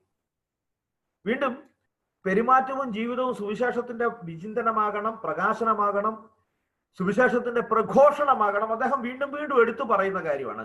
സുവിശേഷത്തിന് സാക്ഷ്യം വഹിച്ചിരിക്കണം, അദ്ദേഹം വചനത്തിൽ വസിച്ചിരിക്കണം. വീണ്ടും അദ്ദേഹം പറയുന്നു, യേശു പ്രാർത്ഥിക്കുന്നതിനെ അദ്ദേഹം മൊഴിമാറ്റം ചെയ്ത് പറയുന്നുണ്ട്. യേശുവിന്റെ പ്രസിദ്ധമായ കർത്തൃ പ്രാർത്ഥനയെ അദ്ദേഹം എന്താ പറയുന്നത്? അദ്ദേഹം യേശു പറയുന്നത് ഇപ്രകാരമാണെന്ന് അദ്ദേഹം പറയുന്നത്. കർത്തൃ പ്രാർത്ഥനയല്ല, സോറി, ഇടയനെടുത്ത പ്രാർത്ഥനയെ സംഗ്രഹിച്ച് അദ്ദേഹം പറയുന്നത് ഇതാ: പിതാവേ, ക്രിസ്തുവായി എന്നോട് അവരെ ഒന്നാക്കണമേ, വിശ്വാസികളെ എന്നോട് ബന്ധിപ്പിക്കണമേ, എന്നിലേക്ക് വലിച്ചടുപ്പിക്കണമേ. കാരണം പുതിയ ഉടമ്പടിയിൽ യേശു ക്രിസ്തുവായ ഒരേ ഒരു പുരോഹിതനെ ഉള്ളുവല്ലോ. വാക്കിൽ പറഞ്ഞാൽ കാണുന്നതെല്ലാം യേശു ക്രിസ്തു. ദൈവത്തോട് ഒന്നാക്കാൻ വേണ്ടി നമ്മെ ക്ഷണിക്കുന്നതും യേശു ക്രിസ്തു. മറുക്രിസ്തുവാകാനുള്ള വിളിയും ദൗത്യവുമാണ് ഓരോ പുരോഹിതനും എന്ന് പറഞ്ഞുകൊണ്ട് അദ്ദേഹം 81 കടക്കുന്നു. ഡീക്കന് 3 പണി: പ്രാർത്ഥന, പഠനം, വായന, പ്രസംഗം, ശുശ്രൂഷ. 3 പറയാൻ പറ്റുകയില്ല. അദ്ദേഹം പ്രസംഗകനാണ്, ശുശ്രൂഷകനാണ്. ഈ പ്രസംഗം, ശുശ്രൂഷ എന്ന് പറയുന്ന രണ്ടും it should be backed with 3 elements: പ്രാർത്ഥന, പഠനം, വായന. അദ്ദേഹം ഒരു പട്ടിക ഉണ്ടാക്കുന്നുണ്ട്. ഞാൻ വിശ്വസിക്കുന്നത് പ്രസംഗിക്കുന്നു, പ്രസംഗിക്കുന്ന കാര്യം ഞാൻ പഠിപ്പിക്കുന്നു, പഠിപ്പിക്കുന്നതനുസരിച്ച് ഞാൻ ജീവിക്കുന്നു. ഇങ്ങനെ പറയാൻ ഓരോ ഡീക്കനും കഴിഞ്ഞിരിക്കണം. വീണ്ടും ഷമ്മാശന്മാരുടെ കാര്യത്തിലേക്ക് വരികയാണ്. ഞാൻ പറയട്ടെ, ആദ്യം അദ്ദേഹം പറഞ്ഞല്ലോ, എനിക്ക് നിങ്ങളോട് പ്രത്യേകമായി സംസാരിക്കാനുണ്ട് എന്ന്. ശുശ്രൂഷാ പദവിയിലേക്ക് ശുശ്രൂഷാ ദൗത്യം ഏറ്റെടുത്തിരിക്കുന്നവരോട് പറയുന്നുണ്ടല്ലോ. അതിന്റെ ഭാഗമായിട്ട് ഇങ്ങനെ കുറഞ്ഞല്ല, താഴേക്ക് വരിക. ഷമ്മാശന്മാര് പഠിക്കുന്നവരാണല്ലോ. അതുകൊണ്ട് അദ്ദേഹം പറയുന്നുണ്ട്, ദൈവശാസ്ത്രത്തിന്റെ ആത്മാവ് ദൈവവചനമാണെന്നത് നിങ്ങൾ മറക്കരുത്. ഇത് നിങ്ങളും മറക്കുകയില്ല, കാരണം ഇതിനു മുമ്പ് നമ്മൾ പഠിച്ചുകൊണ്ടിരുന്നത് ഇത്. ദൈവവചനമില്ലാത്ത ദൈവശാസ്ത്രം വെറും ബൗദ്ധികാഭ്യാസമാണ്. ദൈവശാസ്ത്രത്തിന്റെ ആത്മാവാണ് ദൈവവചനം എന്നുള്ളത് എപ്പോഴും ഓർമ്മയിരിക്കട്ടെ. അദ്ദേഹം പറയുന്നു, ദൈവവചനം പ്ലസ് ആ സ്പിരിച്വാലിറ്റി ഏതിലാണോ, അത് ആധ്യാത്മികത പ്ലസ് സഭയുടെ മിഷണറി സ്വഭാവം, പ്രേക്ഷിത പ്രവർത്തനം, ഈ 3 കാര്യങ്ങളും അവർ മനസ്സിലാക്കുകയും പരിശീലിക്കുകയും ചെയ്യട്ടെ. ദൈവവചനത്തിലെ ആധ്യാത്മികതയിലും പ്രേക്ഷിത പ്രവർത്തനത്തിലും അവർ പരിശീലിതരാവണം. പിന്നെ പഠനവും പ്രാർത്ഥനയും തമ്മിലുള്ള ബന്ധം ഒരിക്കലും വേർപിരിയരുത്. അടുത്തതായിട്ട് അദ്ദേഹം സമർപ്പിത ജീവിതത്തെ കുറിച്ചിട്ടാണ് പറയുന്നത്. സമർപ്പിത ജീവിതത്തെ കുറിച്ച് വീത്ത കോൺസേക്രത്ത എന്ന് പറയുന്ന വളരെ നല്ല സമർപ്പിത ജീവിതം എന്ന് പറഞ്ഞിട്ട് ഒരു പ്രബോധനം തന്നെ ഉണ്ട്. നമുക്കത് പറഞ്ഞ മാതിരി പിന്നെ എപ്പോഴെങ്കിലും കൈകാര്യം ചെയ്യാം. എന്നാലും ഇതിനകത്ത് ഒരു 1-2 വാക്യങ്ങളേ ഉള്ളൂ. അതുകൂടി പറഞ്ഞുകൊണ്ട് നമുക്ക് ഇന്നത്തെ അവസാനിപ്പിക്കാം. ഇതോടുകൂടെ തീരുക. സമർപ്പിത ജീവിതം 2 തരത്തിലുണ്ട്. ഒന്നാമത്തേത് സാധാരണ രീതിയിലുള്ള സമർപ്പിത ജീവിതം, രണ്ടാമത്തേത് കോൺടെംപ്ലേറ്റീവ്, ധ്യാനാത്മക ജീവിതം നയിക്കുന്നവര്. ഇവർ 2 കൂട്ടരെയും അഭിസംബോധന ചെയ്തുകൊണ്ട് മാർപ്പാപ്പ സംസാരിക്കുന്നുണ്ട്. പരിശുദ്ധാത്മാവ് ദൈവവചനം എഴുതി. ഇത് ഒരു നല്ലൊരു ഇക്വേഷനിലൂടെയാണ് അദ്ദേഹം കടന്നു പോകുന്നത്. പരിശുദ്ധാത്മാവ് ദൈവവചനം രേഖപ്പെടുത്തി, എഴുതി. പരിശുദ്ധാത്മാവ് സന്യാസ സഭാ സ്ഥാപകർക്ക് നിർദ്ദേശങ്ങൾ നൽകി. പരിശുദ്ധാത്മാവാണല്ലോ ഈ സഭകളൊക്കെ രൂപീകരിക്കുന്നതിനുള്ള പ്രചോദനവും മാർഗദർശിയുമായി വർത്തിച്ചത്. പരിശുദ്ധാത്മാവ് ഓരോ സന്യാസ സഭയ്ക്കും ആവശ്യമായ പ്രത്യേക ആത്മീയ സിദ്ധികളും നൽകി. പരിശുദ്ധാത്മാവിൽ അവർ നിയമങ്ങൾ ഉണ്ടാക്കി. അപ്പോ ഇതേ പരിശുദ്ധാത്മാവാണ് ദൈവവചനം എഴുതിയത്. അപ്പോ ഒരു സ്രോതസ്, ഈ സന്യാസ ജീവിതത്തിന്റെ സ്രോതസ് മുഴുവൻ തിരിഞ്ഞിരിക്കുന്നത് പരിശുദ്ധാത്മാവിലേക്കാണ്. ഇന്ന് വരെയുള്ള മുഴുവൻ സംഗതികളും ദാനങ്ങളും എല്ലാം നൽകപ്പെട്ടിരിക്കുന്നത് പരിശുദ്ധാത്മാവിലൂടെയാണ്. ഇതേ പരിശുദ്ധാത്മാവ് ദൈവവചനവും അവർക്കായി നൽകിയിരിക്കുന്നു. അതുകൊണ്ട് ക്രിസ്തീയ സമർപ്പിത ജീവിതത്തിന്റെ കേന്ദ്ര ബിന്ദുവാണ് പരിശുദ്ധാത്മാവ് ദൈവവചനം. കാരണം ഒന്ന് മറ്റതിൽ നിന്ന് ഭിന്നമാകാൻ വഴിയില്ലല്ലോ. രണ്ടാമത്തേത് ധ്യാനാത്മക ജീവിതത്തിലേക്കാണ് അദ്ദേഹം രണ്ടാമത്തവരോടാണ് സംസാരിക്കുന്നത്, കണ്ടംപ്ലേറ്റീവ് ലൈഫ് എടുത്തിരിക്കുന്നവരോട്. അതിൽ അദ്ദേഹം പറയുന്നത്, ഇവിടെ നിങ്ങൾ രണ്ടുപേരെ സ്വാംശീകരിക്കുന്നു. ഒന്നാമത്തേത് ഗാഠമായി ചിന്തിച്ച, വചനത്തെ സംബന്ധിച്ച് ഗാഠമായി ചിന്തിച്ച ദൈവമാതാവ്. രണ്ടാമത്തേത് പാദാന്തികത്തിൽ ഇരുന്ന് നല്ലത് മാത്രം കേൾക്കാൻ വേണ്ടി കൊതിച്ച് അവിടെ തന്നെ ഇരുന്ന മറിയം. രണ്ടുപേരുടെ പേര് മറിയം എന്നായതുകൊണ്ട് മറിയത്തെ എന്ന് പറയുമ്പോൾ രണ്ട് മറിയത്തെയും വെവ്വേറെ പറയണം. ഒന്നാമത്തേത് അമ്മയായ മറിയം, രണ്ടാമത്തേത് ശിഷ്യയായ മറിയം. നിങ്ങൾ അവരുടെ കാലികമായ ആവിഷ്കാരമാണ്. അദ്ദേഹം പറയുന്നു, ഗാഠമായി ചിന്തിച്ച് അപ്പം കൊണ്ട് മാത്രമല്ല മനുഷ്യൻ ജീവിക്കുന്നത് എന്നുള്ളതിന്റെ ഒരു വിസിബിൾ സൈൻ ആയിക്കൊണ്ട് ലോകത്തെ അത് പഠിപ്പിക്കുകയാണ്.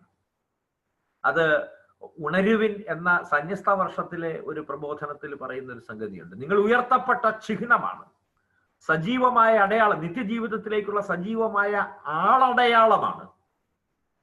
ആളടയാളം മനുഷ്യന്റെ ലോകത്തിൽ ഉള്ള പ്രത്യാശയാണ്. മനുഷ്യന്റെ ആഹാരത്തിനപ്പുറത്തേക്ക് ഒരു ജീവിതമുണ്ടെന്നുള്ളതിന്റെ പ്രത്യക്ഷമായ തെളിവാണ്. അത് തന്നെ ഇവിടെ പറയുന്നത്.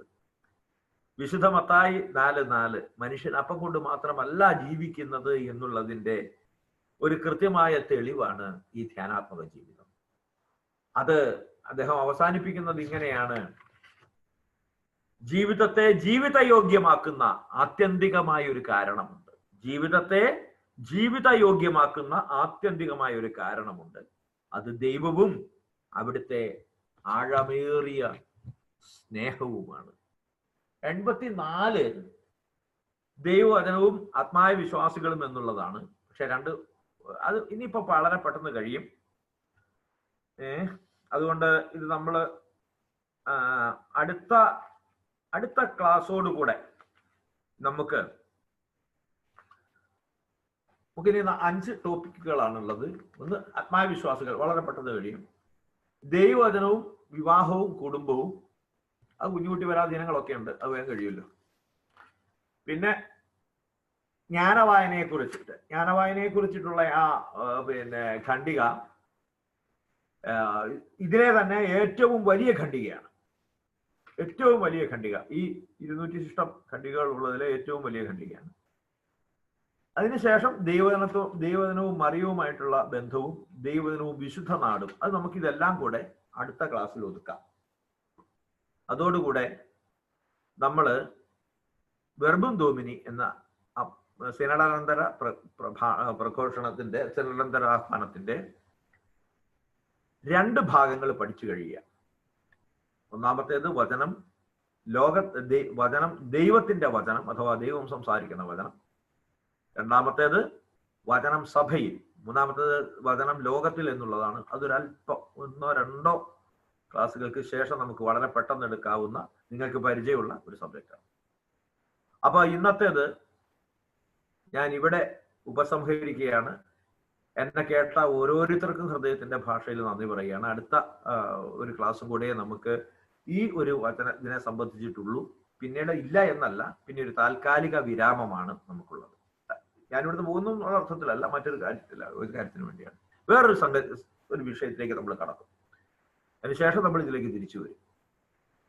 അപ്പോ ഇനിയിപ്പോ എന്തെങ്കിലും ഇതിനെ കുറിച്ചിട്ടോ അല്ലാതെ വേറെന്തിനെ കുറിച്ചിട്ടുമോ എങ്കിലുമുള്ള സംശയം നമുക്ക് പരിഹരിക്കാനും, ഒരുമിച്ച് പരിഹരിക്കാനും, കണ്ടെത്താനും, പഠിക്കാനുമുള്ള ഒരു സന്ദർഭമായിട്ട് നമ്മൾ ഇതിനെ വിനിയോഗിക്കണം. അതുകൊണ്ട്